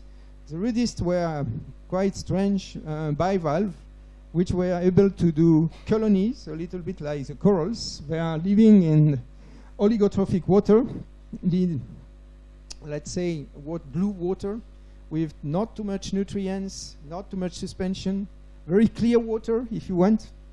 And if you look, and well, at which interval, for example, at this interval, this is look to the Cretaceous, 70 million years, it's well clear that you got the impression that everything got extinct almost instantaneously. And well, if you look at, you increase the focus, and you look at the last 3 million years before the end mass Cretaceous extinction, you can see it's a different story here. For example, you can see that some million years before Katy boundary, the rudist record a huge drop in diversity. These are the bivalve, these are mollusks, which are benthic. That's to say that are living fixed on the seafloor. They cannot escape to a stress condition. Ammonites, which are nectonic animals, so they are swimmer, they are able to swim. These are cephalopods, able to swim into the sea. Also see quite a decrease in their diversity well before the Katy boundary. And when they arrive at the Katy boundary, there's just a few species which got extinct, okay? So, important things for the biologist, for the geologist, be careful at which kind of focus you are more or less looking at the things. You need the big image, the global image, the big curve that I show you in order to get an impression of the whole history. But after, in order to see what kind of mechanism do you have, you need also to look at a more precise scale. Here, for example, the last million years. But I will show you, for example, for the end mass Cretaceous extinction, that the Deccan story has to be looked at a scale which is a scale of less of 100,000 years. So we need really to be careful to these problems. After, there is another thing which is quite important. This is the selectivity of this kind of crisis. In order to understand better what happens during this mass extinction, you really need to have a look on which kind of animals you have to understand better the fossil groups, what they are doing, how they are living.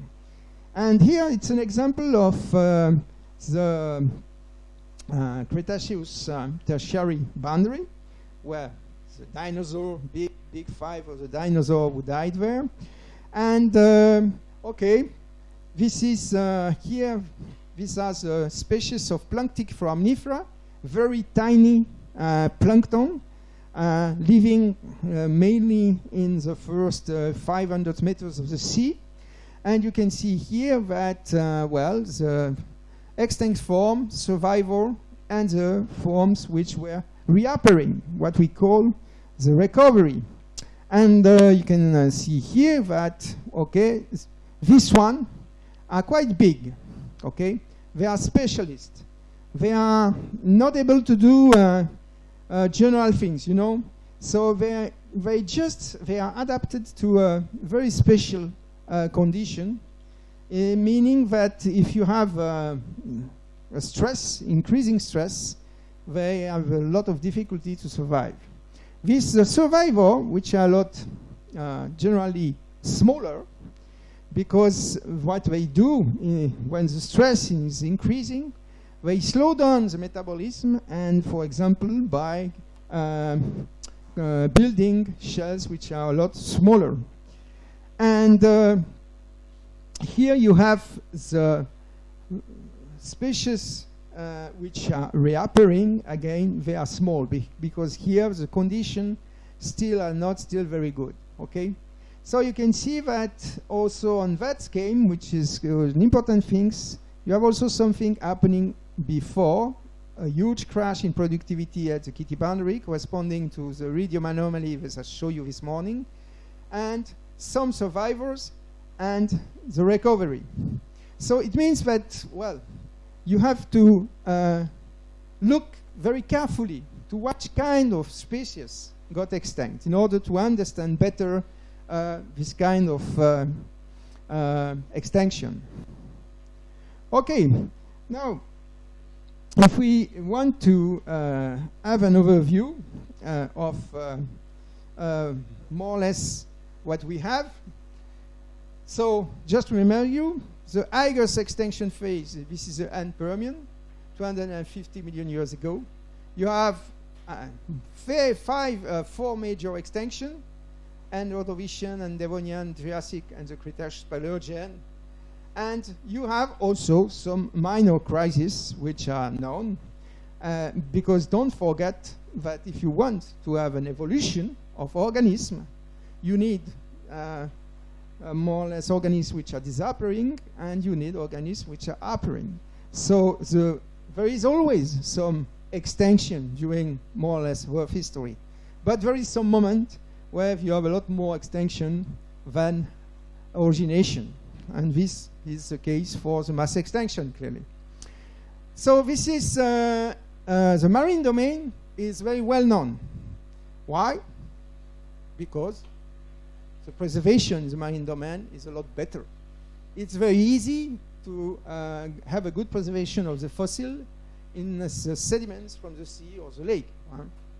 But for the terrestrial, it's a lot more difficult, because generally, well, dinosaurs are weathered before to be buried in some mud or something like that. So the skeleton of the dinosaur, it's not very easy to preserve. I will explain to you this later on. Okay, so it means that what we know from the continental domain is not so easy and not comparable to the marine domain. And this is quite important. Why? Because, for example, we have to more or less to be a little bit more modest when we are using these numbers, this very nice curve that I show you, because first of all, the marine species are not so, let's say, numerous, 200,000, something like that. And the total oceanic area is 71% of the Earth.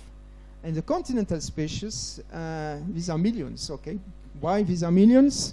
because we have to include the insect. And insect, you know, you have so many families, genera, so insects are very numerous.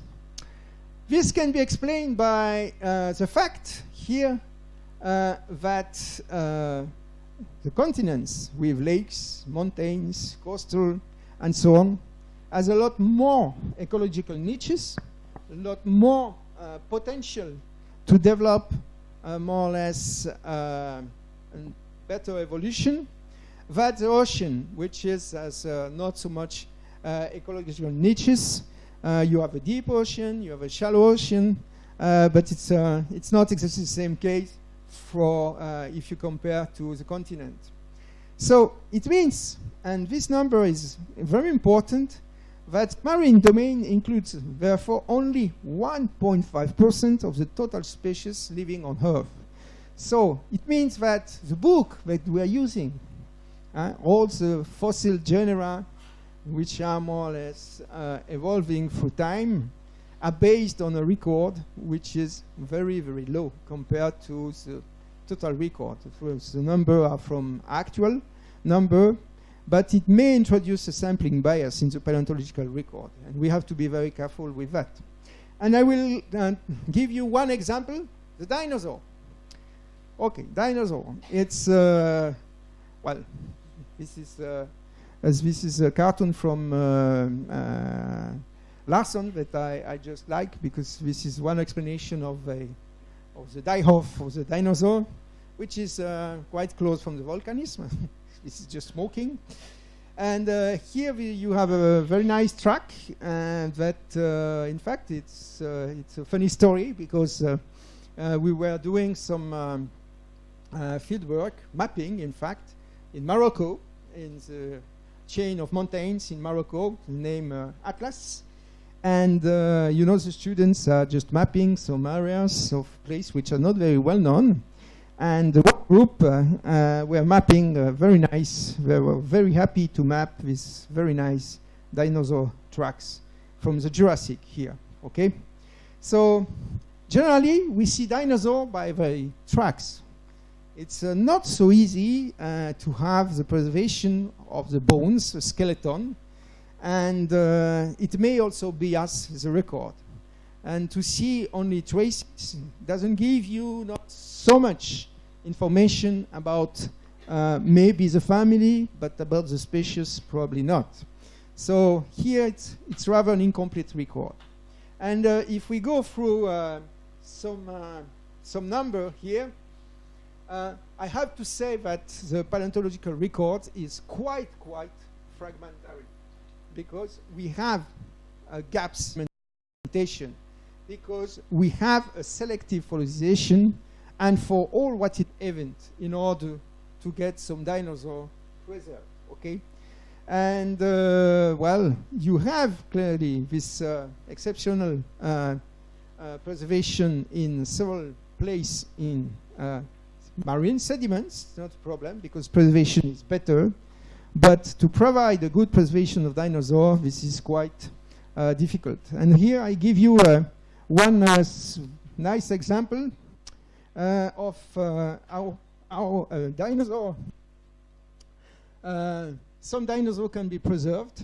Here, this is a place where I worked for 6 months with a PhD student.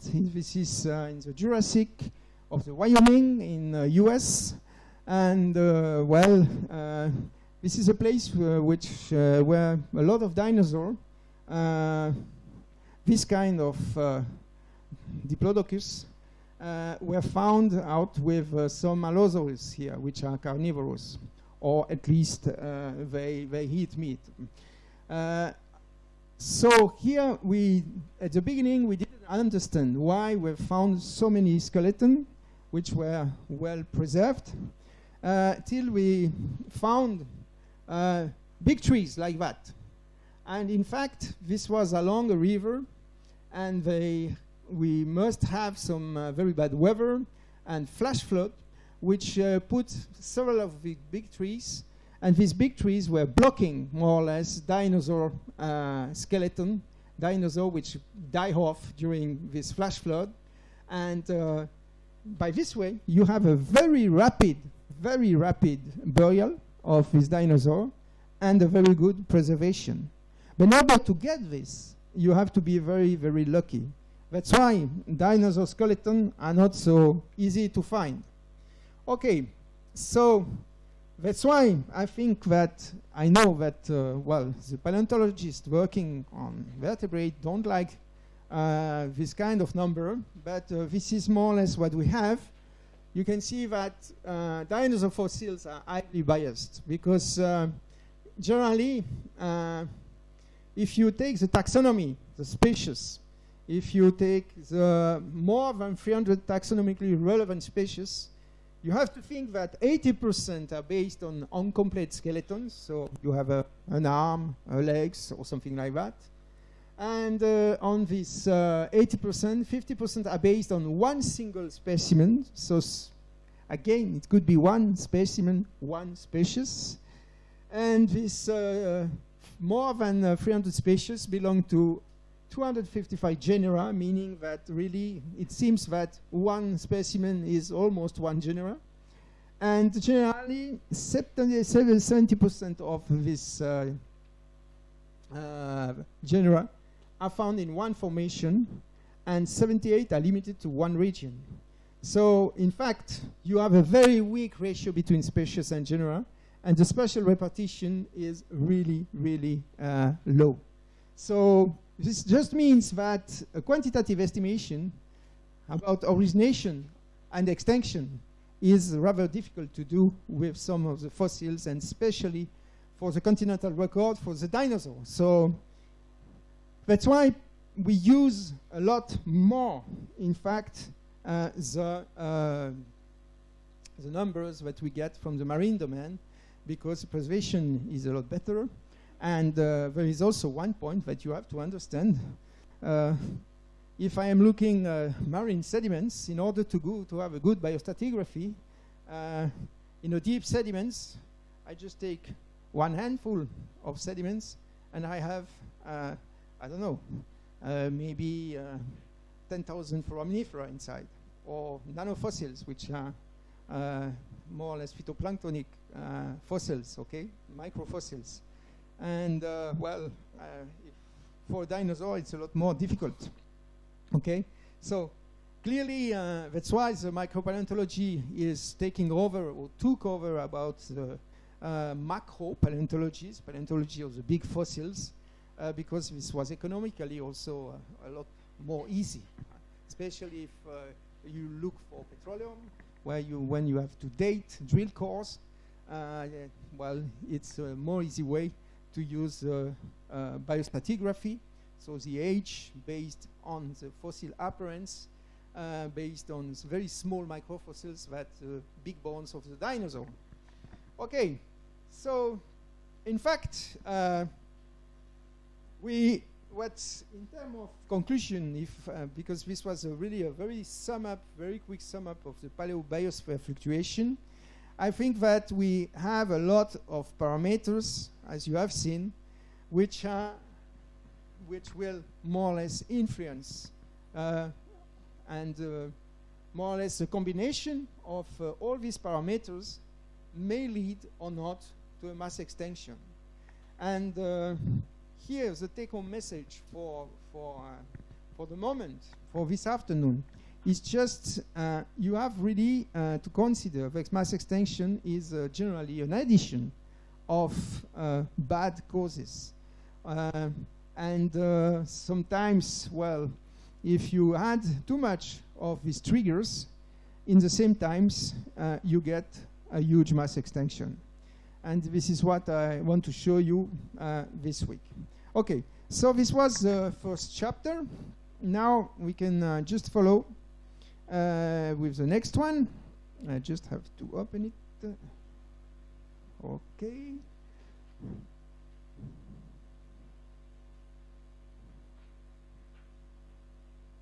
Okay, just 1 minute.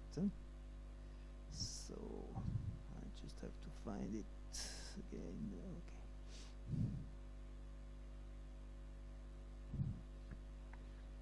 Okay.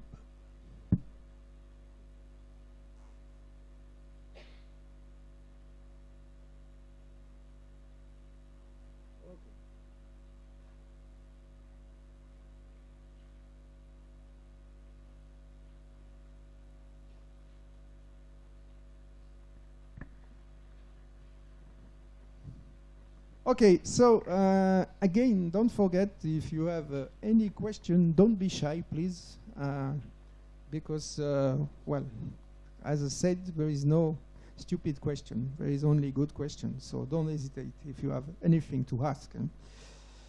Okay, so next chapter, we will talk, what we will talk today.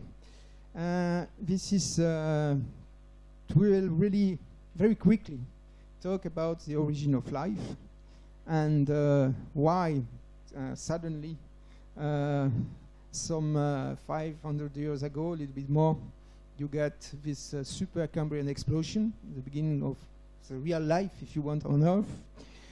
And after, we will start to understand two of the main mass extinction events, the end Ordovician and the end Devonian mass extinction. And we will try to really to understand a little bit better what happens. And this is clearly linked, as you will see, to the history of life since more than 600 million years ago. Okay, so first of all, I don't want to go into detail because this is not the purpose of this course. To the, oops, sorry, I have to go back. Oops, go back. Go back. Okay, sorry. So there is one thing here that I don't want to treat. This is, well, more or less a Big Bang theory, which happened around 12 billion years ago, and the supernova formation and the origin of our solar system some 0.6 million years ago, okay? So, because it's not the purpose of this teaching. But there is something which is quite important here that I maybe didn't talk too much about this morning. This is also the fact that there is Lyell, for example, was using this sentence several times. The past is the key to the future, or to the present, if you want. So this is how, with the geologist, or sedimentologist, or even the paleontologist is working. We have actually, in the modern world, a lot of examples that we try to compare to the past and the reverse, okay? So it means that, for example, if you go to the coast, Indian coast, and you are looking for the beach, the sandstone, which are actually non-lithified, well, you have some examples of this actual deposition, and you can see, if you can see the same sandstone, which in the Jurassic, for example, you can have an idea, and you make this kind of traveling between the past and the present, and you compare. And this is one way that we try to understand a little bit all this system, the Earth system, by doing this kind of things, okay? And, well, there is, this is not a new thing. Lyell did it many years ago. Okay, so if we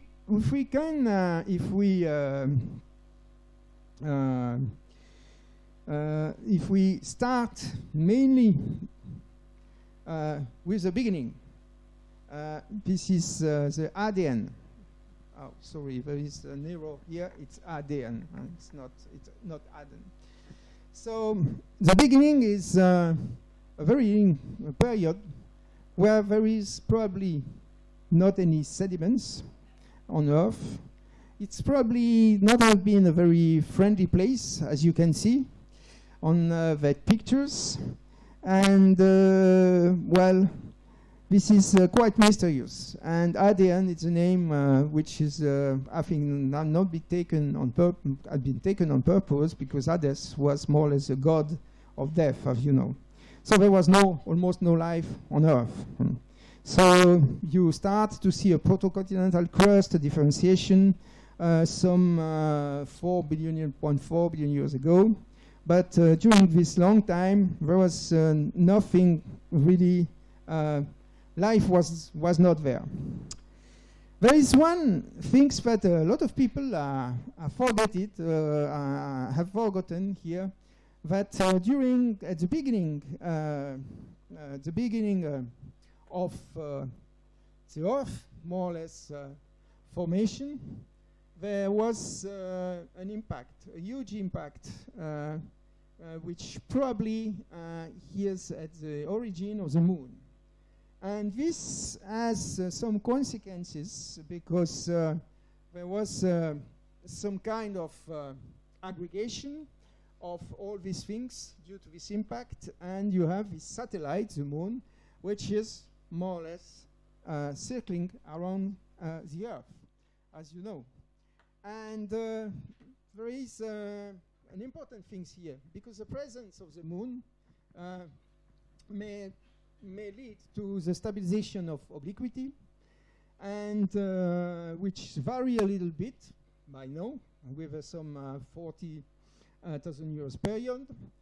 And more or less this accelerates the rotation speed, and this is quite important because it avoids too long exposure to the sun and ensure an intense magnetic field on Earth, so that a protection against cosmic radiation, and this will favor the life.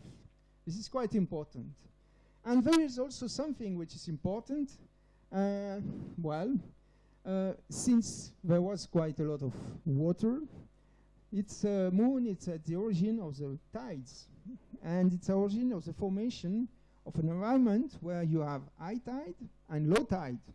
And this is in this kind of environment at the beginning that the life was really starting. The life with microbial mats, stromatolite, and this cyanobacterial algae, which is able to do photosynthesis, was responsible for the first oxygenation. So I think this event may be quite important, and a lot of people are forgetting that this collision was probably an important point during this time. Okay, so the story of the Precambrian, for the beginning, he is, yes, not very well known. And in fact, we have to wait 3.8 billion euros, or 1,850 million euros, to get the first sediments, okay? The first sediments are clearly metamorphized because they are old. They have been affected by several orogenesis. Even the one which are in, like in India, in a cratonic position, or in Africa. And but this is a place where people found, as we'll see more details just later on, some organic matter traces during this time. And if you run some stabilized isotopes on that, you can find out that they have been biologically induced. So first trace of life, okay? And plate tectonic activity was starting around this date, and you have to wait 3.45 billions of euros in order to get the first sediments which were not metamorphized and which began to contain maybe cyanobacteria. But it's a maybe. But in between, you developed this cyanobacteria, these microbial mats, which were responsible for the oxygenation first of the sea and after of the atmosphere. And this occurred somewhere in between 2.8 billion years ago. So this is really an important point because, it means that you have, first of all, the oxygen is starting to the sea, and after, when you get the kind of saturation of oxygen of the sea, go into the atmosphere and creating the atmosphere that we know by now. So you increase the oxygen, you decrease the CO2 and methane, and the oxygenation of the atmosphere is very important because it's a protection, especially the ozone layer, against the cosmic radiation. And 2.2 more or less million years ago, you have a first snowball Earth, a glaciation, which is quite important. I will talk about that in details. But this is a place where you have a supercontinent installation on Earth, meaning that probably it was more easy to get some ice everywhere during this time if you have a supercontinent. And after, well, you get the first cells which are differentiate, meaning that you have a nucleus and so on, mitochondria and so on. So this is really a starting point of life. We are not anymore cyanobacteria, but we got some thing which resembles more and more to a real life on Earth. And around close to the Cambrian, Precambrian, Cambrian boundary, we have the next snowball Earth between 750 million years and 580 million years.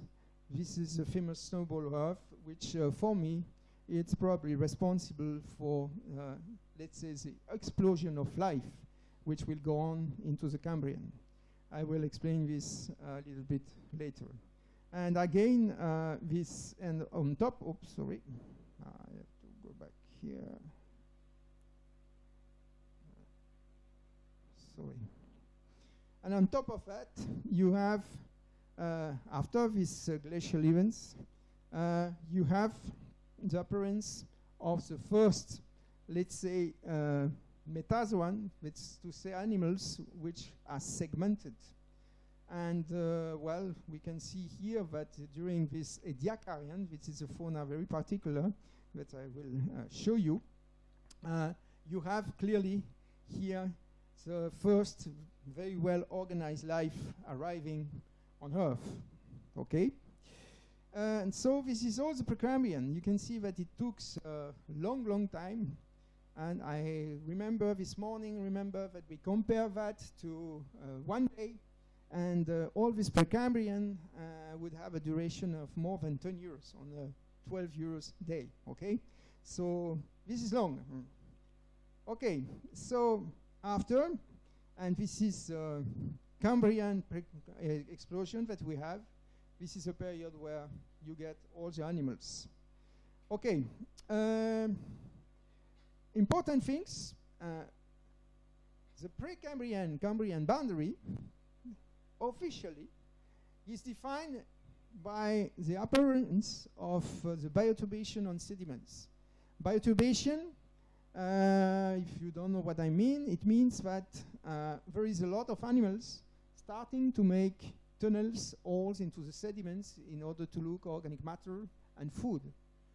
It means that it's a starting point where you have a lot of life on the seafloor.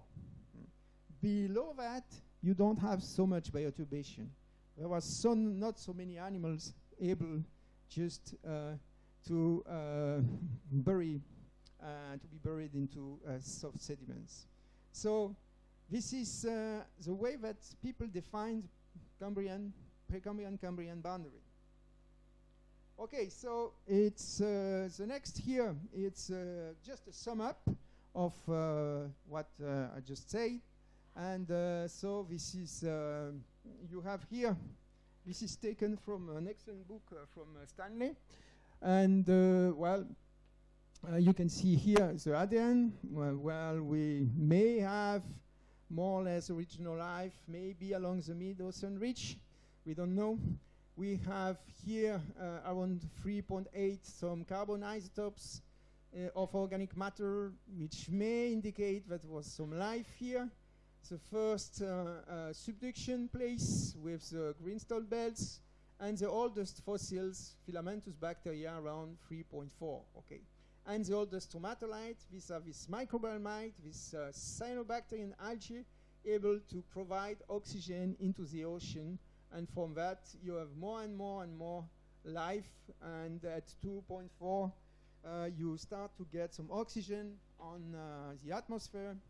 and 1.8 billion years, you get really really an oxygenated earth.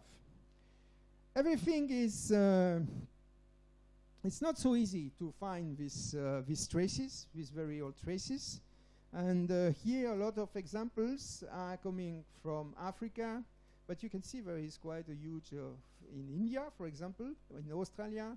These are all less old Archean cratons, which are not so easy to study because, as I said, they are quite transformed by metamorphism. But just a few of you about the biosphere installation. This is more or less how the Earth was some 3.4 billion years ago.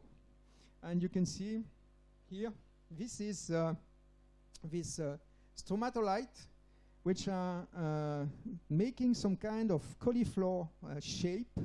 And this stromatolite were the organisms which are responsible from the oxygenation of the Earth.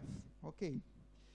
So if you do a little bit of sedimentology, we are able to at least to infer the presence of water. Here you can see that you have some conglomerate, meaning that there was some water on Earth surface, maybe some river, already in some 3.8 years ago. And these are the first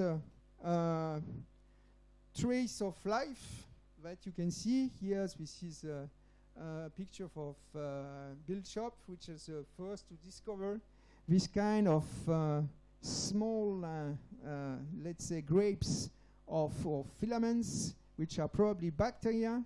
And the organic matter that you have here have an isotopic signature, which is indicating that they are coming from biological life. Okay, and this is a view of some actual stromatolite in the Great Barrier Reef from Australia.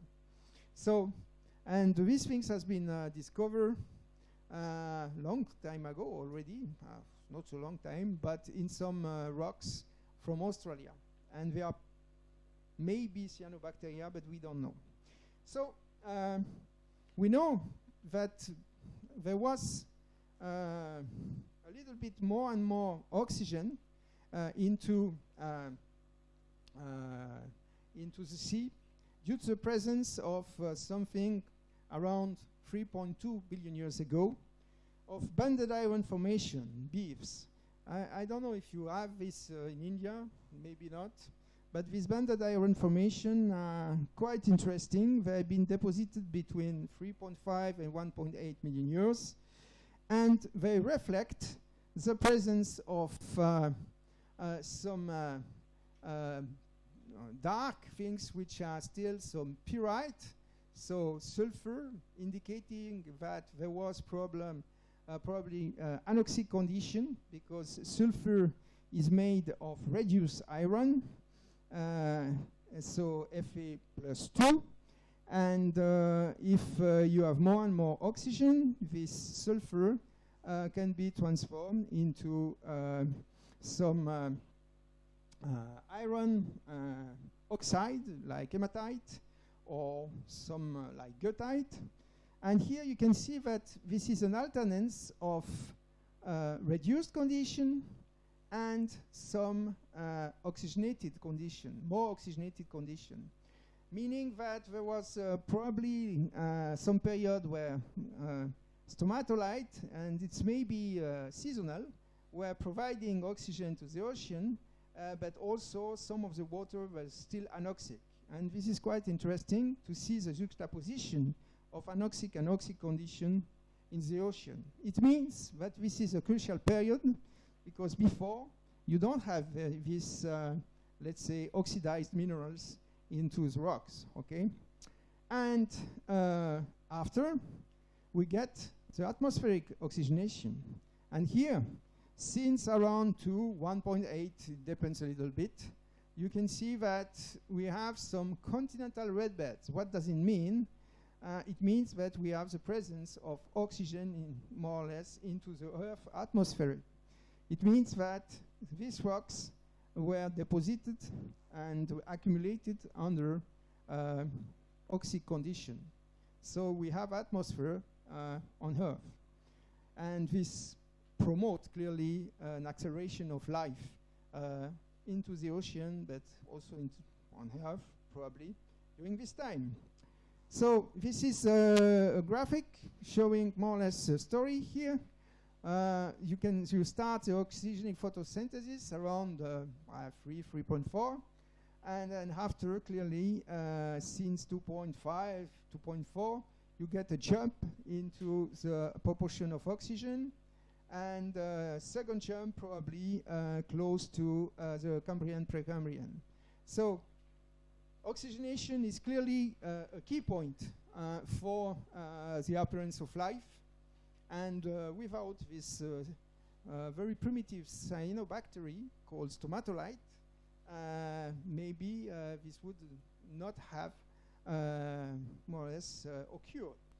So again, small cartoon explaining more or less what I just show you. So you have here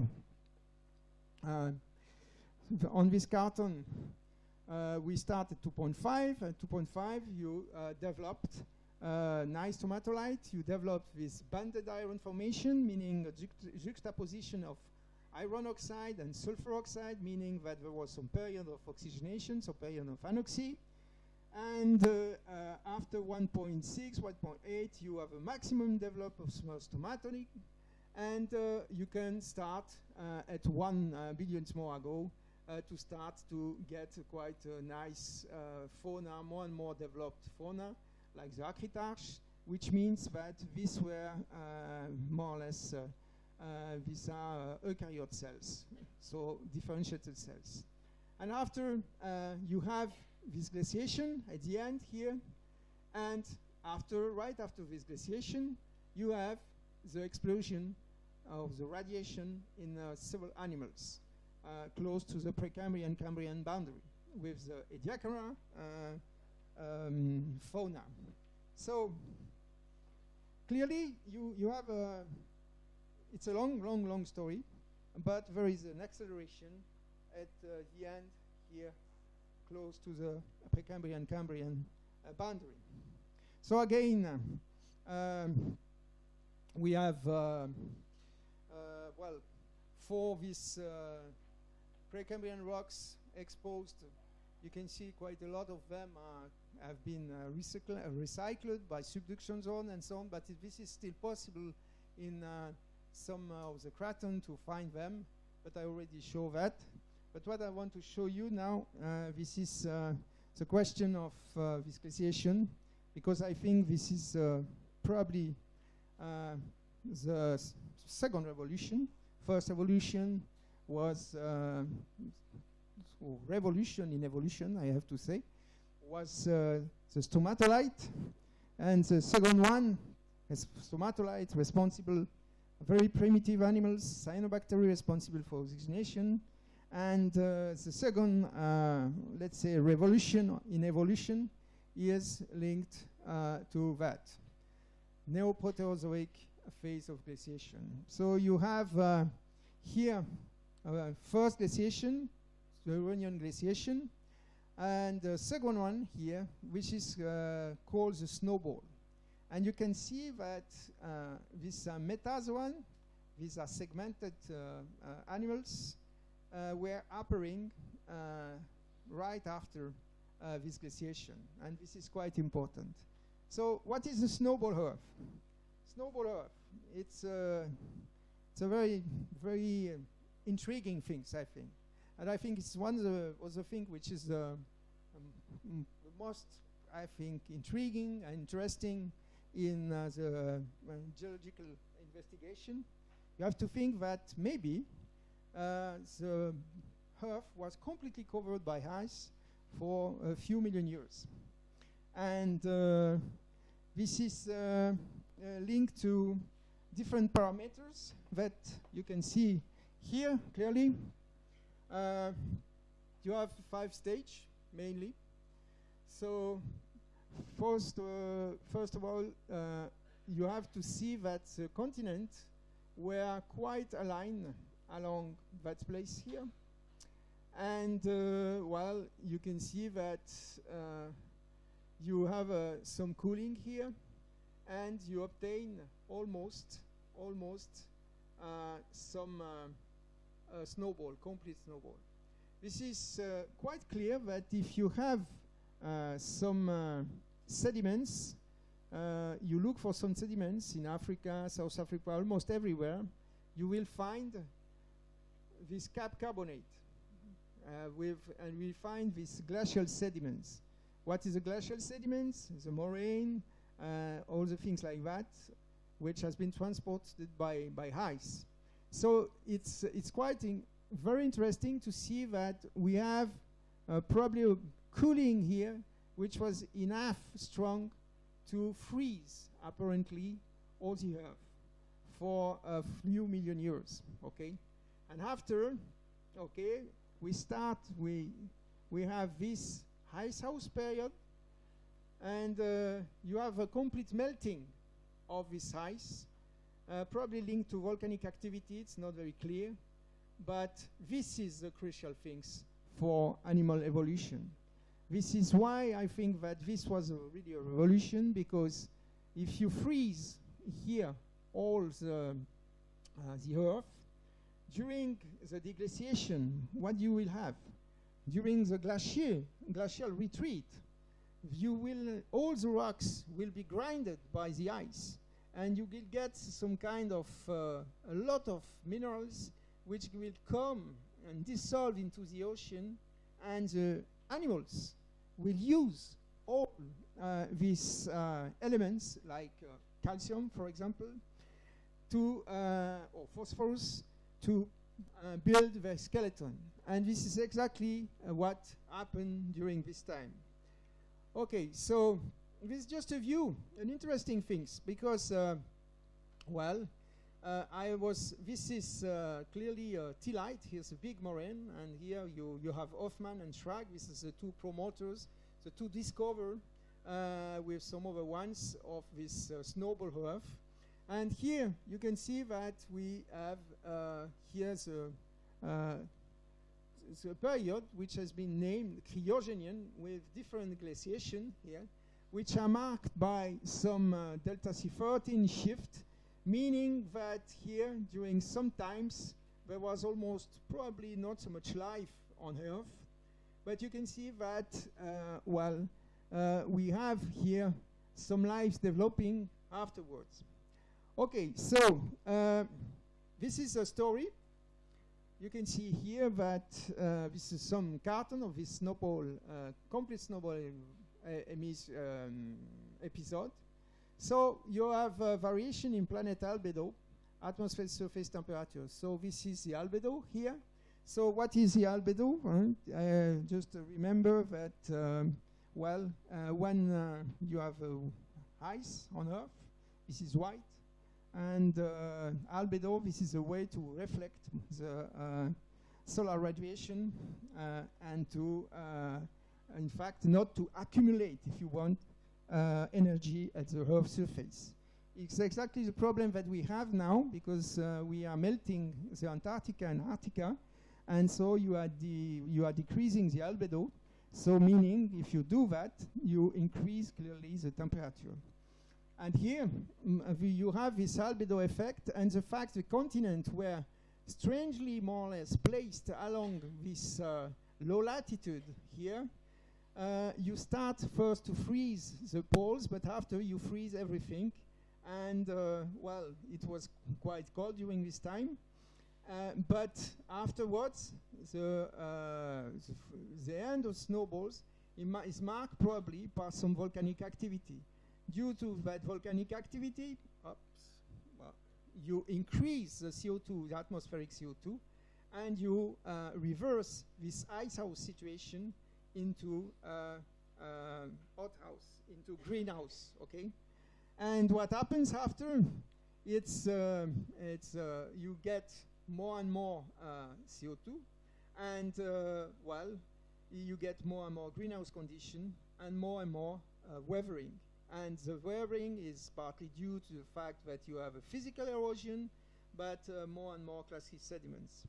And you get this carbonate at the end, because probably that there was so much calcium carbonate which were available as a dissolved calcium carbonate that you precipitate it on top of this episode. So, the important take-home message here is, well, there was a period where all the Earth, almost all the Earth, was covered by ice, and the melting of this ice on the continent, especially, lead to provide a lot of elements like calcium, phosphorus, which are really important in order to precipitate skeleton, shells, and so on. And I think that these things is probably responsible of the acceleration of the evolution of life on Earth around the Precambrian-Cambrian boundary. Okay?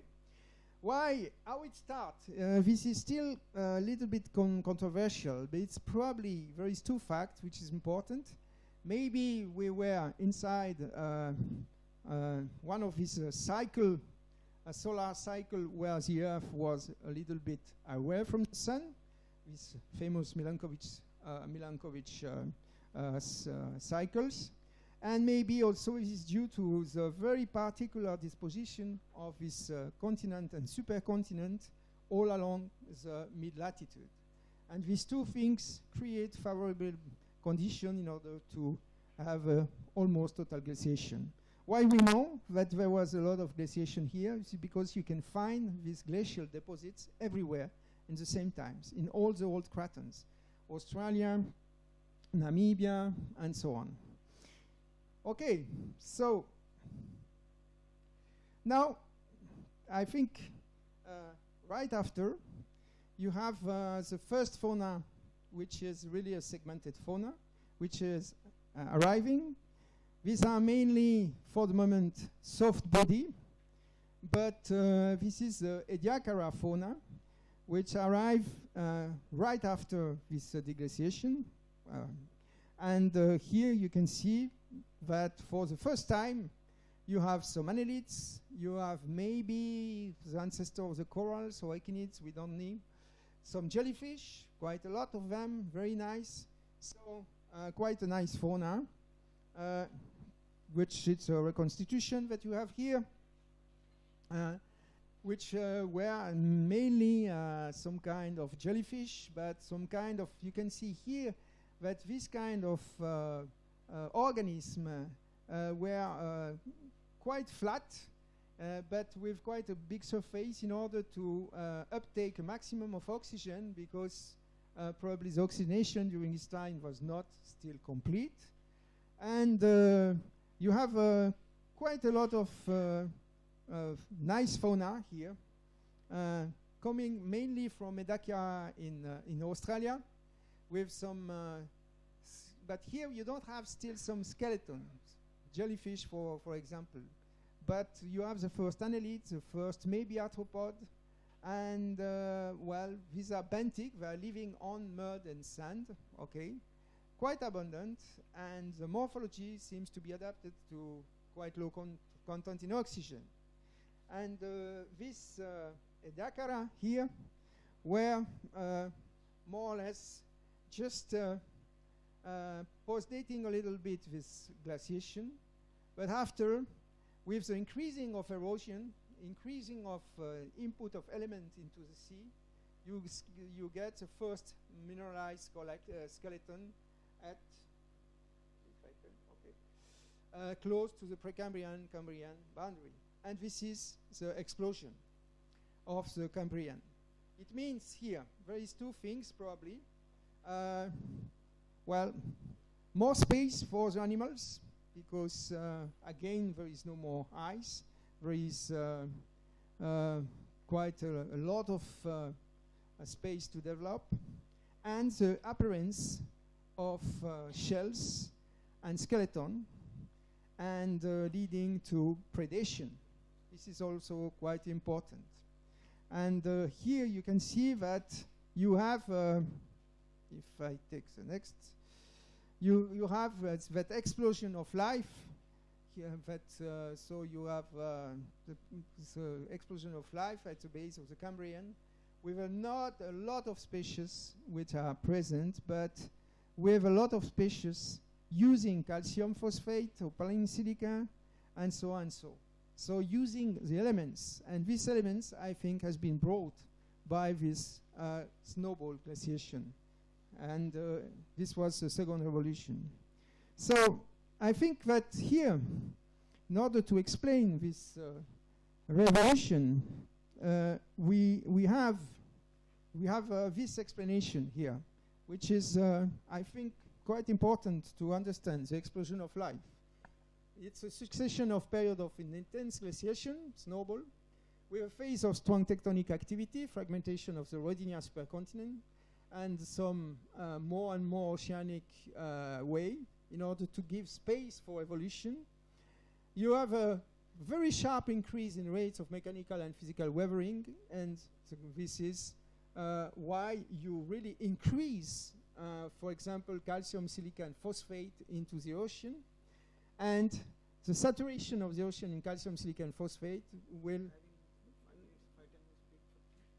yes, but I finished with that in 1 minute. And so the important things here is you saturate the ocean into calcium, into silica, into phosphate. And by this way, the organism has the possibility to build skeleton and shells. Why? It's maybe a poison effect, you know, when an animal generally will have the tendency more or less to take away all these elements, and in order to avoid to have it in his organism, and that's why maybe he was using phosphate or calcium carbonate in order to do a shell. This is maybe a poison effect, but the arrival of the predator accelerates this process. So this is important. There is two things: presence of a lot of elements, dissolved elements, into the ocean due to this multiple phase of glaciation, orogeny, and so on. A lot of more elements coming into the sea, but also the fact that you have the fragmentation of the supercontinent. You have more space for ecosystem in shallow environment.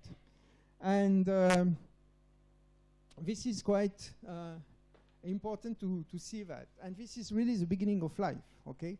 It means that we have here, you start from these soft bodies animals at the end of the Precambrian to this big Anomalocaris with, it was a big arthropod. It's 1 meter, probably eating trilobite, for example, from the Cambrian explosion. And from here to here, I think that here this is the Earth. So the tectonic forcing, the glacial forcing of the Earth, which was responsible for this acceleration of the evolution of life. Suddenly, in a few 100 million years, maybe a little bit more, you really start to have an explosion in life evolution. And before, it took billions of years in order to get just a few organisms. Okay, so we can stop for 5 minutes if you want. Yeah.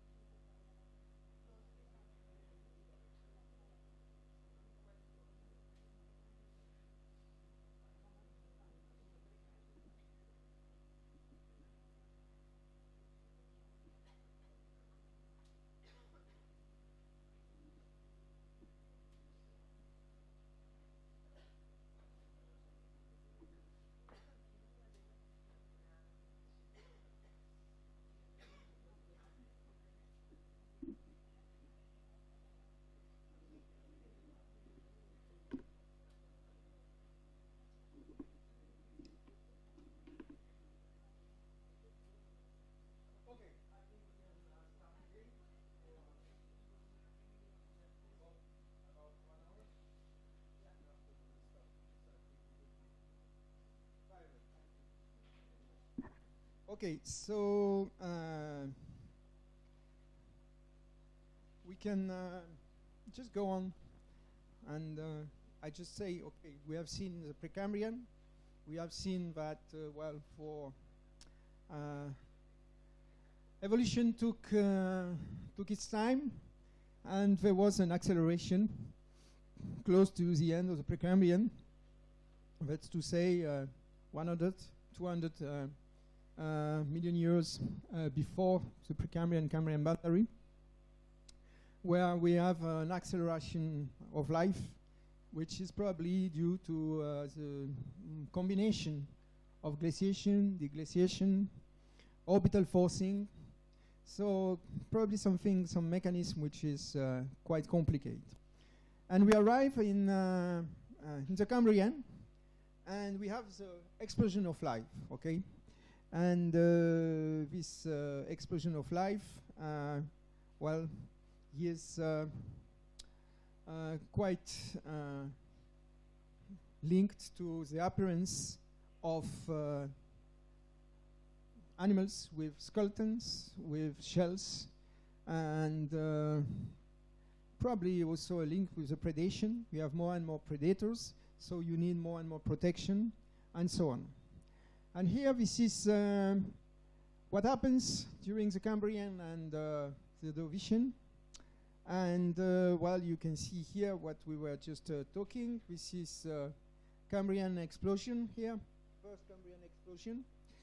And after, during the Cambrian, around 5.5 million years ago, we have the first conodont. Conodont, I will show you probably a little bit later on what is this.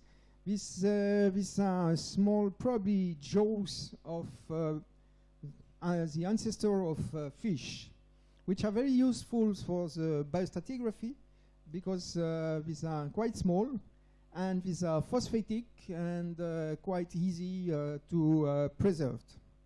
And after, you can see that we arrive here in the middle part of the Cambrian, and you have this exceptional fauna from the Burgess Shale. Burgess Shale, it's a place in Canada where we have very, very good condition to fossil preservations. And this is a place where you find a lot of trilobite, this giant Anomalocaris, and so on. And after, during this time, you have the development of a lot of arthropods, like the trilobite, for example. And when you enter into the next Ordovician period here, here you get the first fully preserved fishes. And this was this middle Ordovician significant radiation phase. And you have also some orogenic phase. And here, on top, around 445,000 years, you have the first of the big max extinction event, which again seems to be linked to glaciation. I can show you this cartoon here, which is, well, this cartoon is I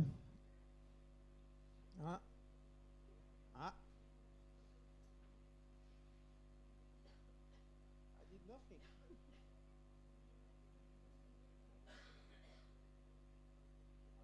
No signal. Wait.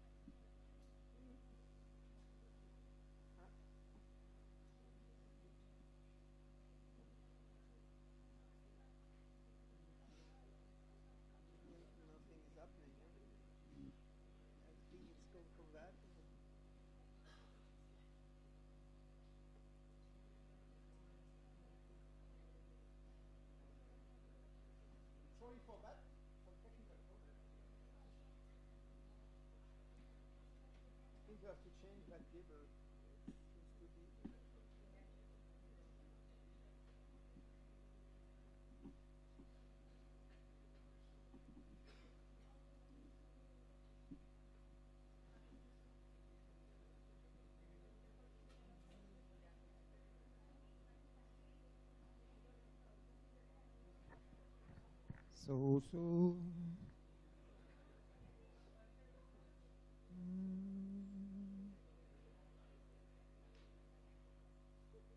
So, another tea? Okay.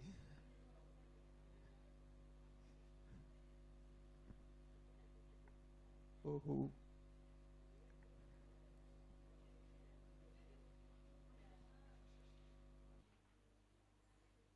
A bit strange.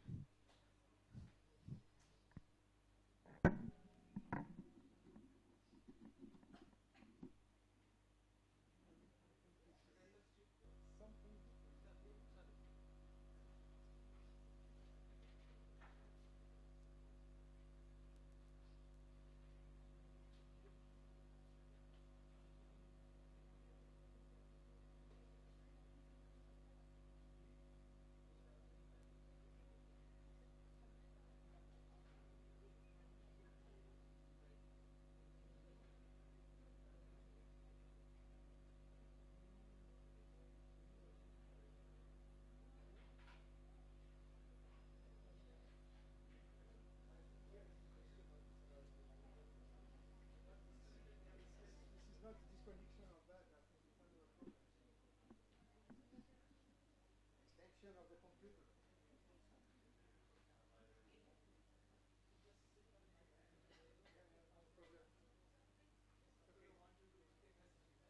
Oh, it's okay.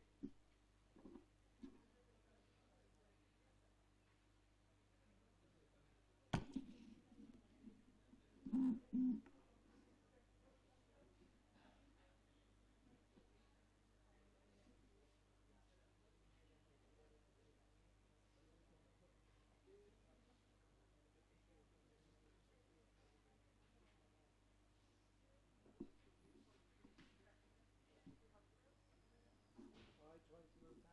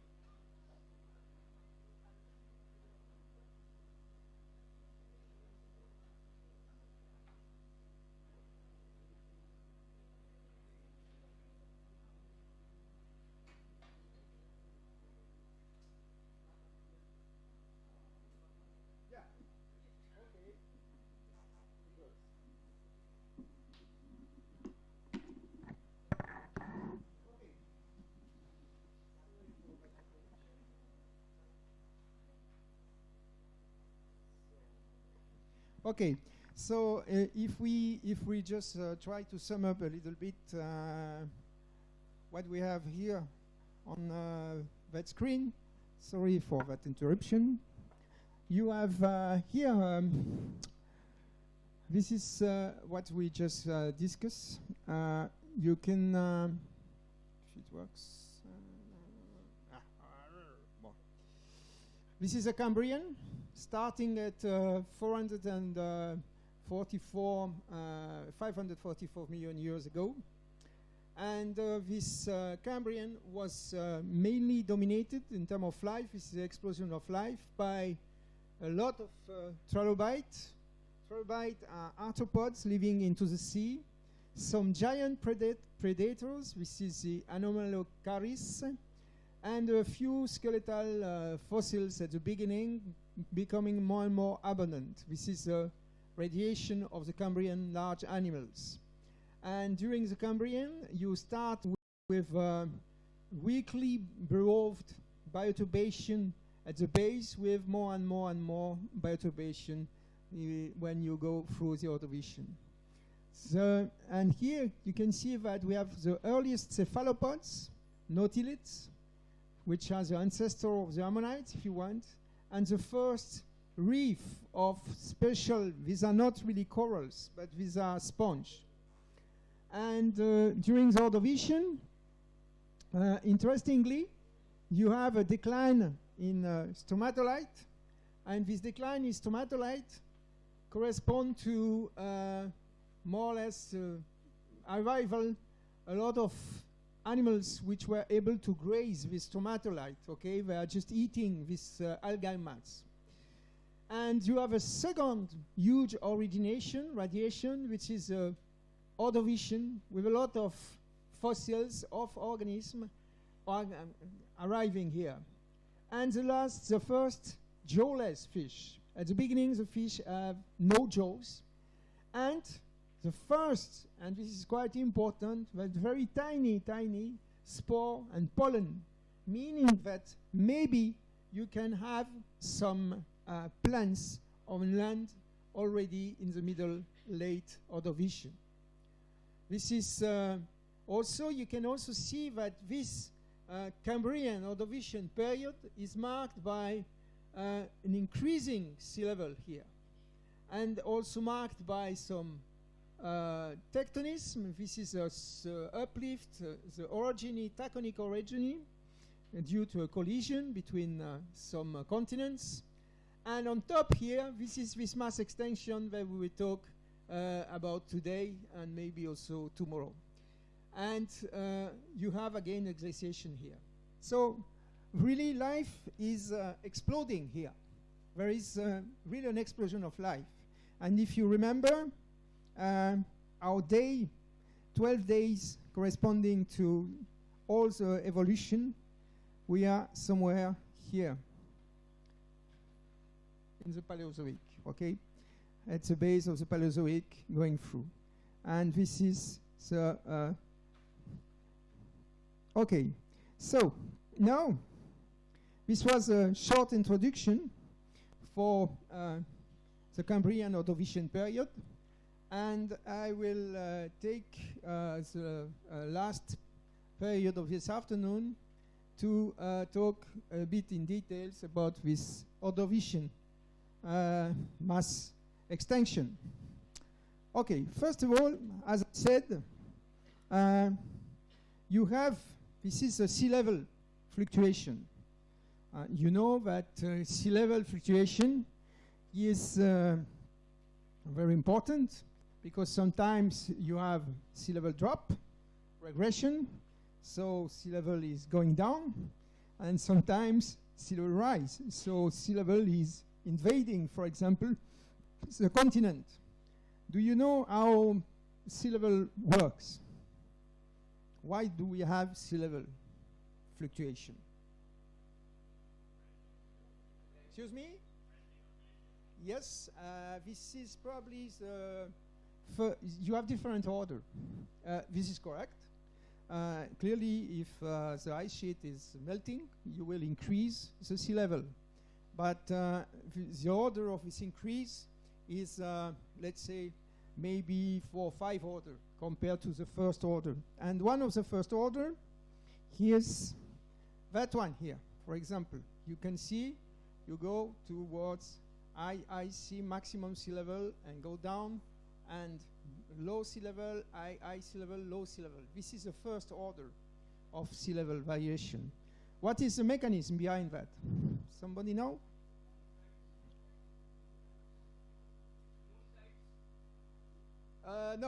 No, because moon tides, this is something which is, well, how many tides do you have during a day? At least 2, huh? So this is just too short duration, but these are millions of duration. So I can use that glass in order to explain you how to do this, but I have to, well. So if you have silver, I will not do it really on the reality, but okay, you have a silver here, okay? So how do you, on the long term, you do that? Let's say, there is one way, which is generally the way if you has a breaking of continent, and you have a lot of activity with rich regenerate, okay?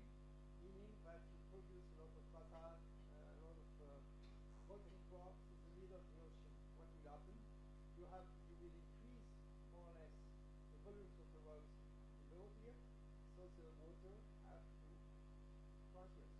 transgression, okay? You can do the same sometimes if you just compress the glass, okay, or decompress the glass. It could be also linked to that kind of thing. And this is a first order because it takes long time. It takes million years. So there is sometimes here where you have a lot of let's say activity like that. Here there is this efficiency gradient and especially also the dashes. And there is a period where you have minimum sea level, and here the minimum sea level could be linked to the fact that you have less crystal production, so more or less sometimes you could have some evaporation and so on. And this is a way, the long term. After there is some short term where you can you have some variation like that. As you said, you can produce ice. If you produce ice, the sea level will go down. When you melt the ice, the sea level will go up. Okay. And there is also a way if you warm the ocean, you have a thermal expansion. But in the long term, after a few millions, if I put this in a heater, you will have no more water. You will have evaporation, okay? So you have these different things, but this cycle between glacial and interglacial, it's a question of 100,000 years. Here it's a question of millions of years. And this corresponds to the fact here that you have some continent, you break the continent, there is a lot of oceanic rocks and basalt, so this has to be up because there is not enough space. And after here, the contrary, you stop these processes, you have again a huge continent, expansion, and so if you get a lot of evaporation and swarm, you will lose the water, and again you break up and so on. So you have 1, 2 per order, and after which are millions, and the other ones are less. Okay? And the last way, really to have a sea level regression, this is here, to bring it back. Okay? No, it's a joke. Okay. So sea level is very important because one important thing also is to consider here that if you have a breakup of a supercontinent, you create a lot of subcontinent, and you will have a lot of more ecological niches. You have shallow sea, you have deep sea, you have different continents. So it means that, well, you have more space to develop the evolution. On the contrary, if you have just one continent, like it was almost one continent, like it was the case during the Permian Triassic, on the contrary here, you have not several ecological niches, and there is no shelter for the animals if they have, let's say, some very stressful condition. So this is quite important, these things. There is quite a relation from time to time, not always. Okay, so, but here you can see that development of life seems to be really to the development of this sea level, which was maximum at the end of the Ordovician. But here you have a sea level low, which is linked to a small glaciation, as you said, which is mainly correct. Okay, so when I said that, it's this is more or less what happens in terms of paleogeography. So it's the paleolocation of the continent during this time. At the beginning of the Ordovician, but you see that the beginning of the Ordovician to the middle of the Ordovician here, you have quite some, let's say, continents which were separated each other. And at the end of the Ordovician and later, you will create against a supercontinent. So this was a time of fragmentation. And this time of fragmentation was very, very favorable for life. And now we have really life, as you can see here. This is our constitution of the Ordovician. And there is a huge diversification. You have, for example, some crinoids. You know what are crinoids? Are they animals or plants? They are animals, right. In fact, these are echinoderms, and they look like plants, but they are not plants because they have some roots here, and here, well, they have a central part with a mouth and some arms here in order to create some current, and they are suspension feeder. It means that crinoids are there. It means generally that the water is quite enriched in suspension, not very clear, green-brown water, if you want. And you have also some corals, tabulate, which are colonial, and some solitary, the rugosa. These corals here were quite abundant in the Ordovician. And on the contrary, corals need clear water, oligotrophic water. These guys need mesotrophic waters, oligotrophic. And these are sessile, means that they are fixed. They cannot move in case of stress on the biosphere. You have bryozoan, which are also a phylum which is a little bit particular. Bryozoan, small animals like that doing this kind of colony, if you want. And you have some bivalve. Bivalve are mollusk, as we know actually. And we have also some brachiopods, and these brachiopods are a little bit more particular because the difference between brachiopods and a mollusk, I don't know if you know that difference. Well, the brachiopods are, if I can say that, closer from us than a mollusk. It's a good news. This is because here they have a bilateral symmetry that we have too, okay? And it means here that they have some kind of bilateral symmetry. This is a phylum which has nothing to do with the mollusk. We don't have a bilateral symmetry. And all these animals here, let's say that they are not moving at all or moving a little bit. They are benthic, okay? So if something is changing on the seafloor, less oxygen, they are the first to be really affected. This is quite important. And after you have some of these guys which are able to move, starfish and trilobites, and also nautilids, which are cephalopods. So these are mollusks, but these are not benthic, but what we call nectonic. They are swimmer. They are able to move on the mass water, okay? And this is a reconstruction here of an Ordovician sea. And more, what you see during the Ordovician is the appearance of animals which are burrowing the sediments in order to get some food, okay? So this was a time of a huge diversification, for sure. And here I have some fossils. I'll show you some fossils of the Ordovician.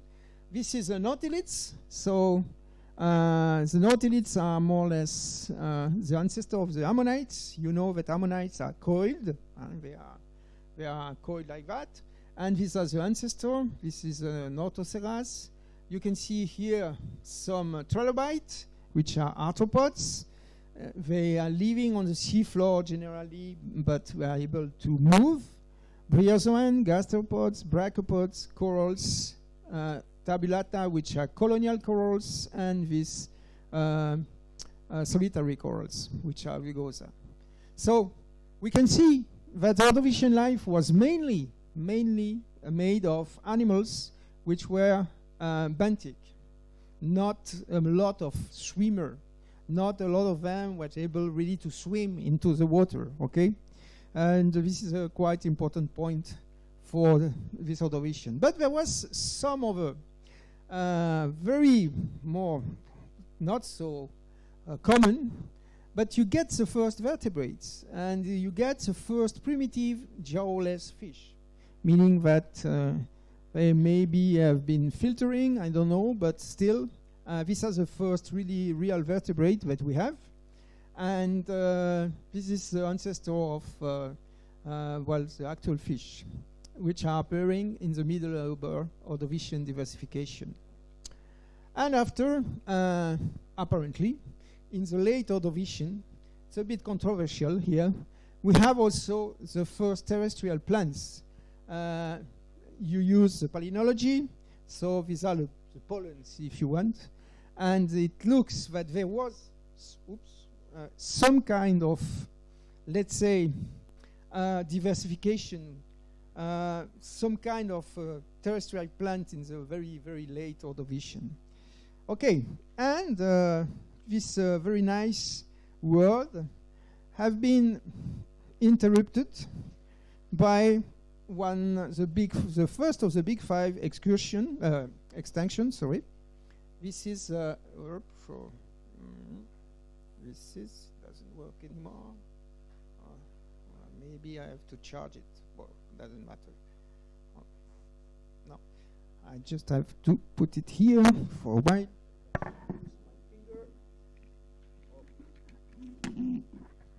So here you have the first mass extinction event, and this is the end of the Ordovician. You can see that there is no really impact detected, and the relation with volcanic activity is not so clear. We will see this also later on. Okay, so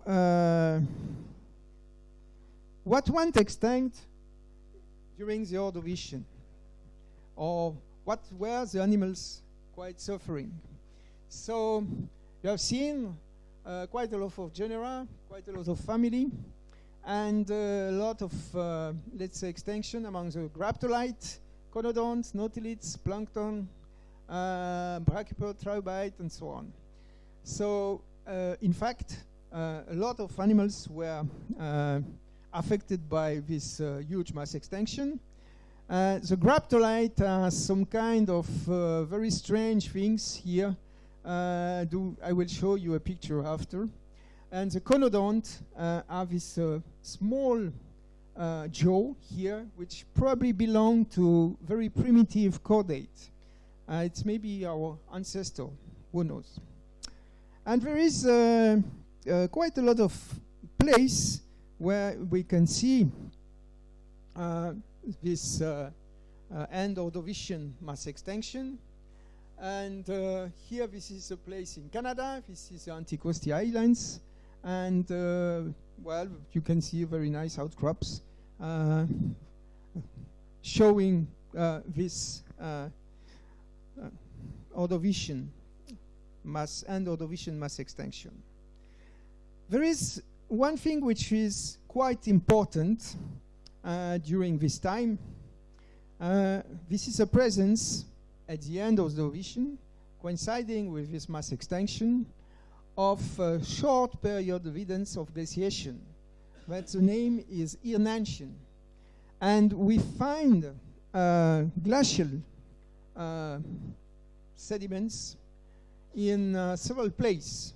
For example, and several places separated by many, many kilometers, glacial sediments are present in Germany, and they're also present in Argentina. And here you can see a very nice striated surface, which is due to the ice, okay? And it means that we have some glacial sediments. But these glacial sediments were located during this time, and this is a paleoclimatic map showing us more or less where the glacial sediments can be found. You see this little cross here. These are indicative of tillite moraine. The moraine are more or less result from the abrasion by the glacier of the rocks, making some kind of a mix between blocks and a fine grained powder. This is a tillite. And you can see that it's mainly here a question of the southern hemisphere, okay? And this glaciation play quite an important role during this age. Okay, so this is a representation here of, well, again, life during the Ordovician, but of the Ice Age, where the South Pole was located somewhere here in West Africa, and you had really a huge ice caps here covering part of South America, which was still a continent here, still linked to Africa, and this was quite a big one, okay? And this is due to the fact that probably this continent was quite to the south. Okay, so what we can see now during this time. There is several things here. We have, during the Ordovician here, Asgil. This is the last epoch of the Ordovician. You can see here that we have some positive excursion in the delta CO18 and delta C13 isotopes. So what does it mean? It means that generally oxygen isotopes that you can measure on, for example, the conodont or on calcium carbonate shell. I will explain you maybe later on a little bit more in details how we can use isotopes, but for the moment just put this in your mind. When this is, let's say, less negative towards a positive number, means, okay, cold water. When it's more negative, it means warm water, warm period. Very simple, okay?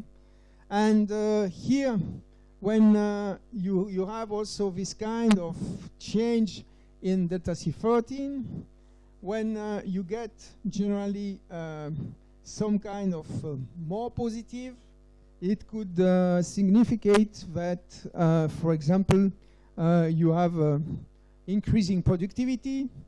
When it's more negative, you can have a crash in productivity, like you see here during this glaciation. And you can also see the sea level here. What happens to the sea level?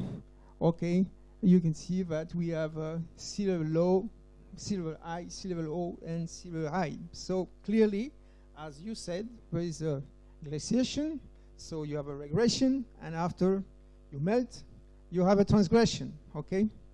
So it's a quite short phase, glacial phase, maybe 1 million years, maybe less, which show clearly that there is clearly some kind of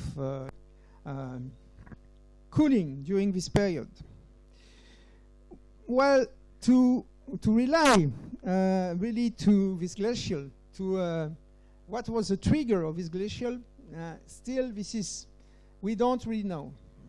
So this is more or less some kind of explanation of this in ancient glacial period, which is okay, somewhere here. These are the snowball earth. We know probably what is the meaning of the snowball earth, but this glacial here, he is not very well known. We don't really know. This is maybe a question of cyclicity, maybe a question of volcanic activity. It's difficult to know by now, and this is quite mysterious. But what we know, this is what I just show you in the last picture. Okay, that we have clearly here this delta C13 here, which is less and less oxygen isotopes with less and less negative here, and this delta C13, which is a little bit more positive. And you have a regression here, okay, due to probably the fact that you trapped the seawater into the ice. Okay, so we have some proof of the presence of the glacier, tillite, dropstone. Somebody know what is a dropstone? A dropstone is, in fact, it's. Let me show you a dropstone. It's easy because I just show you one. I have to go back.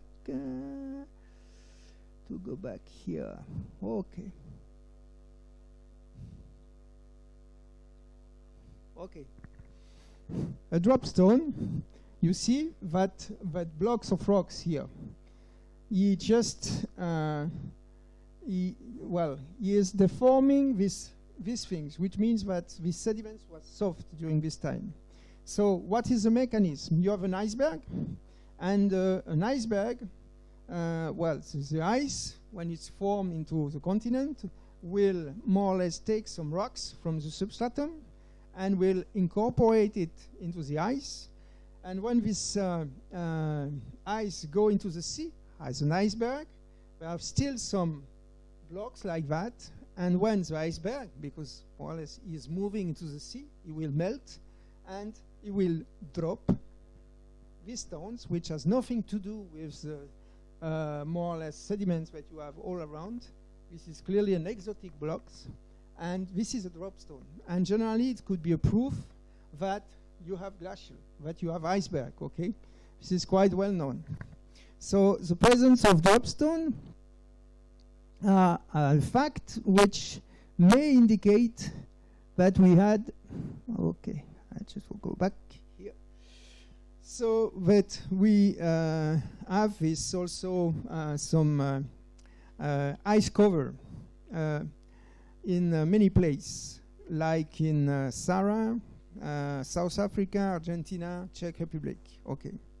So it seems that we have glaciation up to 40 degrees south latitude, and clearly we have a sea level fall, a regression, and the stabilized stops indicate cooling, and the carbon indicate generally more positive values, meaning that we have, and I will go back later on that, it's a bit complicated, significant transfer of organic matter into sediments. But I will go back about that maybe tomorrow when I will explain a little bit more in details what is stabilized stops for the carbon. So there is not so many carbonate, meaning that you have probably too cool condition in order to favor the presence of animals precipitating carbonate. And you have the extinction, as I said. So after that, after the extinction, you have a very low diversity named Irnantian, or the name of the stage, named Irnantian fauna. Okay, so we have also some geochemical evidence here that something is happening, and before and after. So we have some geochemical evidence with an ordovician shell, for example, of USA, and we can see that we have very strong anoxic condition during the deposition of sediments in the late Irnantian, meaning at the end of the glaciation and after the glaciation. So it means that we can probably propose a scenario which has been proposed by Kump et al. Okay, you have, first of all, an orogenesis. As I said at the beginning, the end of the Ordovician is marked by the formation of mountain chain. This is a taconic orogeny, and meaning that you have a lot of new rocks coming to the erosion, and you can increase the silicate weathering. If you increase the silicate weathering, what does it mean? It means that you will decrease the atmospheric CO2. Why? This has something to do, it's maybe something that you don't know. Rocks, fresh rocks, when you have a granite, for example, which is made of feldspat, plagioclase, when you, in fact, when you will weather these rocks, you will transform it into other minerals, like clays or carbonate and things like that. So meaning that you will take 2 molecules of CO2, atmospheric CO2 during that reaction, okay? So just to remind you that if you increase the weathering a lot at the beginning, at least, you will after use some of the atmospheric CO2 in order to form new minerals. And this lead to a PCO2 decrease.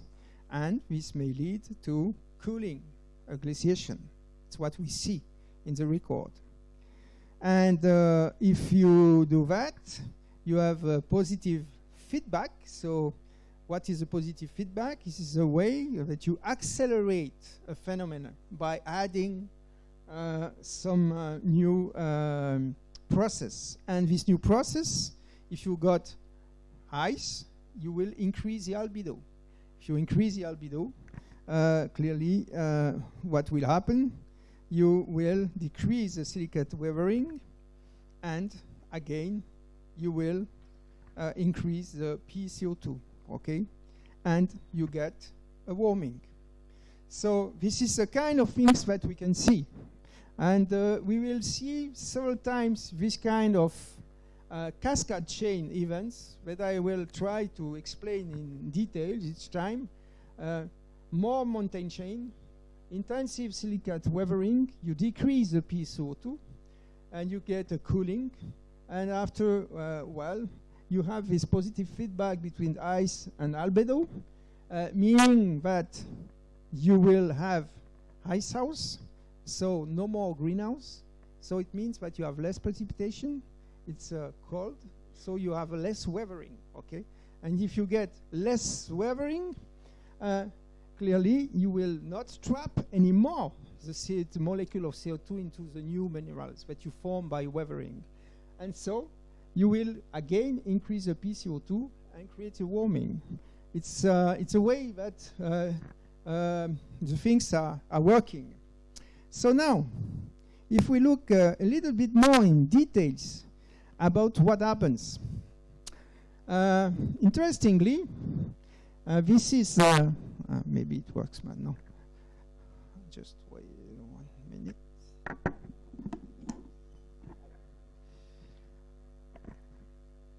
During this, no, it needs some more. I have to upload. Okay, So it doesn't matter. What you get here, this is the end of the vision, okay? You have graptolite, conodons, acritarch, trilobite, brachiopods, bryozoan, echinoderms, corals. And in fact, there is a twofold extinction. It's quite interesting. You can see that at the base of the invention, you are losing quite a lot of graptolite.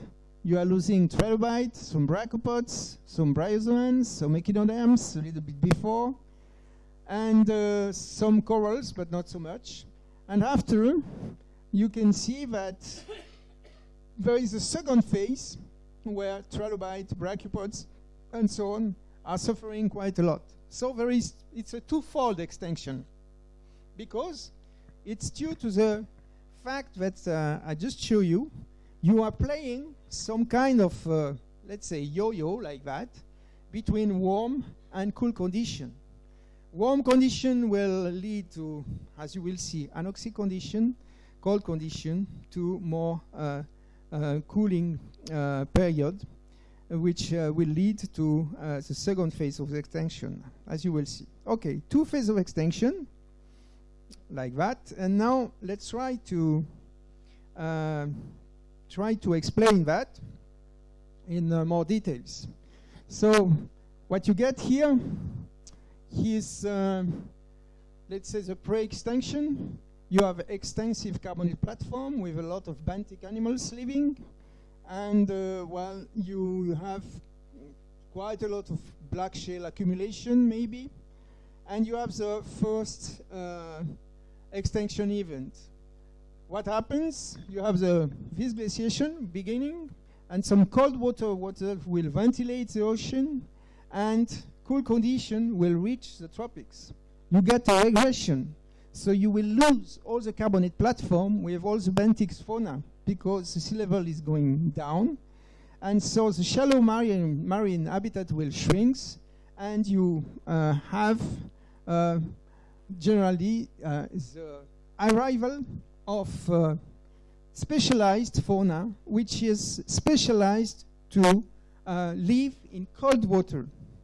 And this is what we call the invention fauna. So first episodes is quite diversification fauna, and we have the first extinction with the trilobites, the nautilids, the brachiopods, and so on, and all the benthos are affected, and we get the glaciation, so the sea level drop, and we get no more carbonate platform, no more shelf which are inhabited, and we get a very particular fauna which is specialized to live in cold water. And the name of this low diversity fauna is an ocean fauna, which is really adapted to cold and oxygenated water. What happens after? We have a second extinction event, which is linked to the fact that we melt the ice sheets due to warming, and this second extinction is linked with the deglaciation. What you get is a transgressive system tracks coming up into the platform, and which will leave probably some dysoxic water into the place where you have this fauna, and this fauna, which was pre-adapted to cold condition, is not able to adapt to this new warm condition. So this is why now more or less how the people are explaining that. Okay, we have a different kind of explanation also in order to explain that. Some people are thinking also, and this is quite important, that it's not only this the apparition of this mountain chains, the fact you have more tectonic activity, so more rocks going to the erosion, but also the end of the Ordovician is marked by the first installation of vascular plant, which may increase also the weathering. And you will see that at least for the end of Devonian, this is probably the case. So this increasing weathering will link to a cooling, to a sea level drop. And this sea level drop will lead to more intense oceanic circulation because you have more currents with more dynamic. And this will to an upwelling of anoxic waters, and which may explain the first phase of extinction. And after you have the installation of this, let's say, an ancient fauna, which is adapted to quite a cold condition. And again, if we have the melting and the warming, a transgression, and again, you will this cold assemblage called fauna will be destroyed by the fact that you have a warming, more circulation, and a second phase of extinction. So in fact, what happened is that you, if you combine this tectonic activity plus the fact that maybe you increase the silicate weathering, creating sequestration of CO2, so cooling, you will get also more intense circulation, and the anoxic water, which was more or less developing on the seafloor, may be able to be upwelled onto the shelf. And this, if you combine that to regression, to the fact that you have a glaciation, you have the first phase of extinction and the installation of this pre-adapted cool fauna, which after, if we warm again, we have a transgression because we melt the ice sheets, and we get again this warming. If it's warm, ocean is more sluggish, so you have probably an anoxic condition, which we killed this fauna, which were pre-adapted to more anoxic condition. So again, this is a twofold extinction. This end of the vision is still not very, let's say, well known, but we have also maybe some volcanic activity which may be responsible also for the warming, because we have to think about potential warming. And here, I will not go into detail now, because we will discuss this later on longer, about the use of mercury, which is an element which is quite present in the sediments when you have volcanic activity. Mercury, so the element mercury is released by the volcanoes, and it's going to the stratosphere and can be redistributed all over the world during 1-2 years. This is its residence time. So it could be a good indicator. And it may indicate, for example, at least here, that at the end of the Ionasian age, we have a peak here in mercury, which may explain, which may be linked to volcanic activity. And this volcanic activity would have be the main trigger of the melting of the sea ice, and creating, again, warm condition and transgressive system tracks. But we'll discuss this a lot for the Deccan activity, because here we have worked quite a lot on that. But just to know that maybe volcanic activity is linked also to the second phase of the extinction, responsible for increasing greenhouse condition, warming, and killing this pre-adapted cool fauna. Okay, so I think I will stop here for this afternoon, and we will start tomorrow at 11. Okay, that's fine for you. So just to run outside, tomorrow morning you will get 2 papers that I want that you read for Friday, in order to initiate some discussion Friday afternoon, very probably. One paper is a nature paper, quite easy to read, I would say.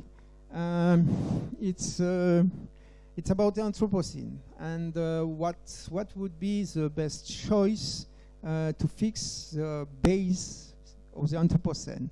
You know what is the Anthropocene? What is the Anthropocene?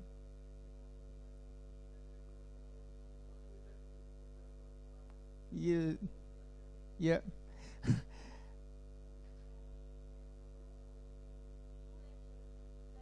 Yeah.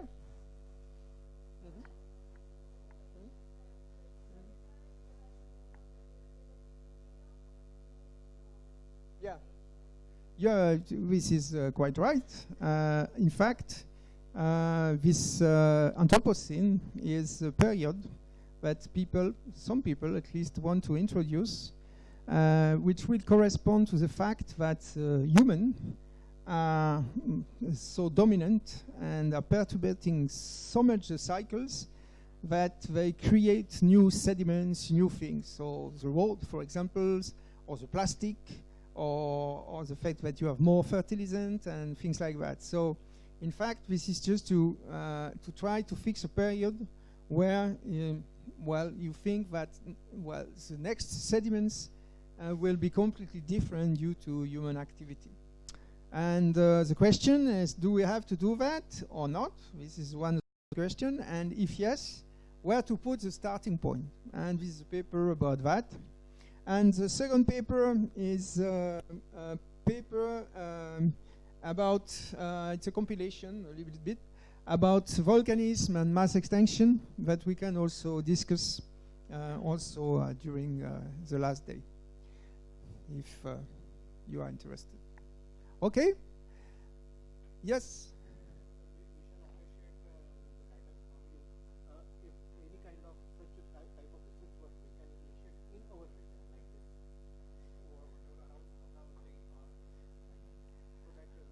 Oh, yeah. Yeah, sure.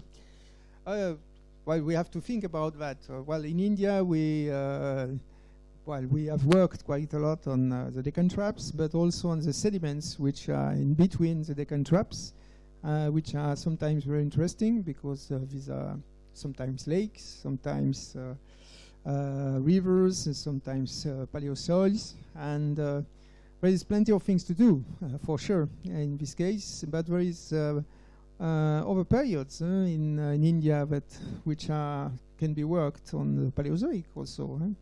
So we can think about that this week, no problem. Okay? Yeah, sure. Okay, thank you very much.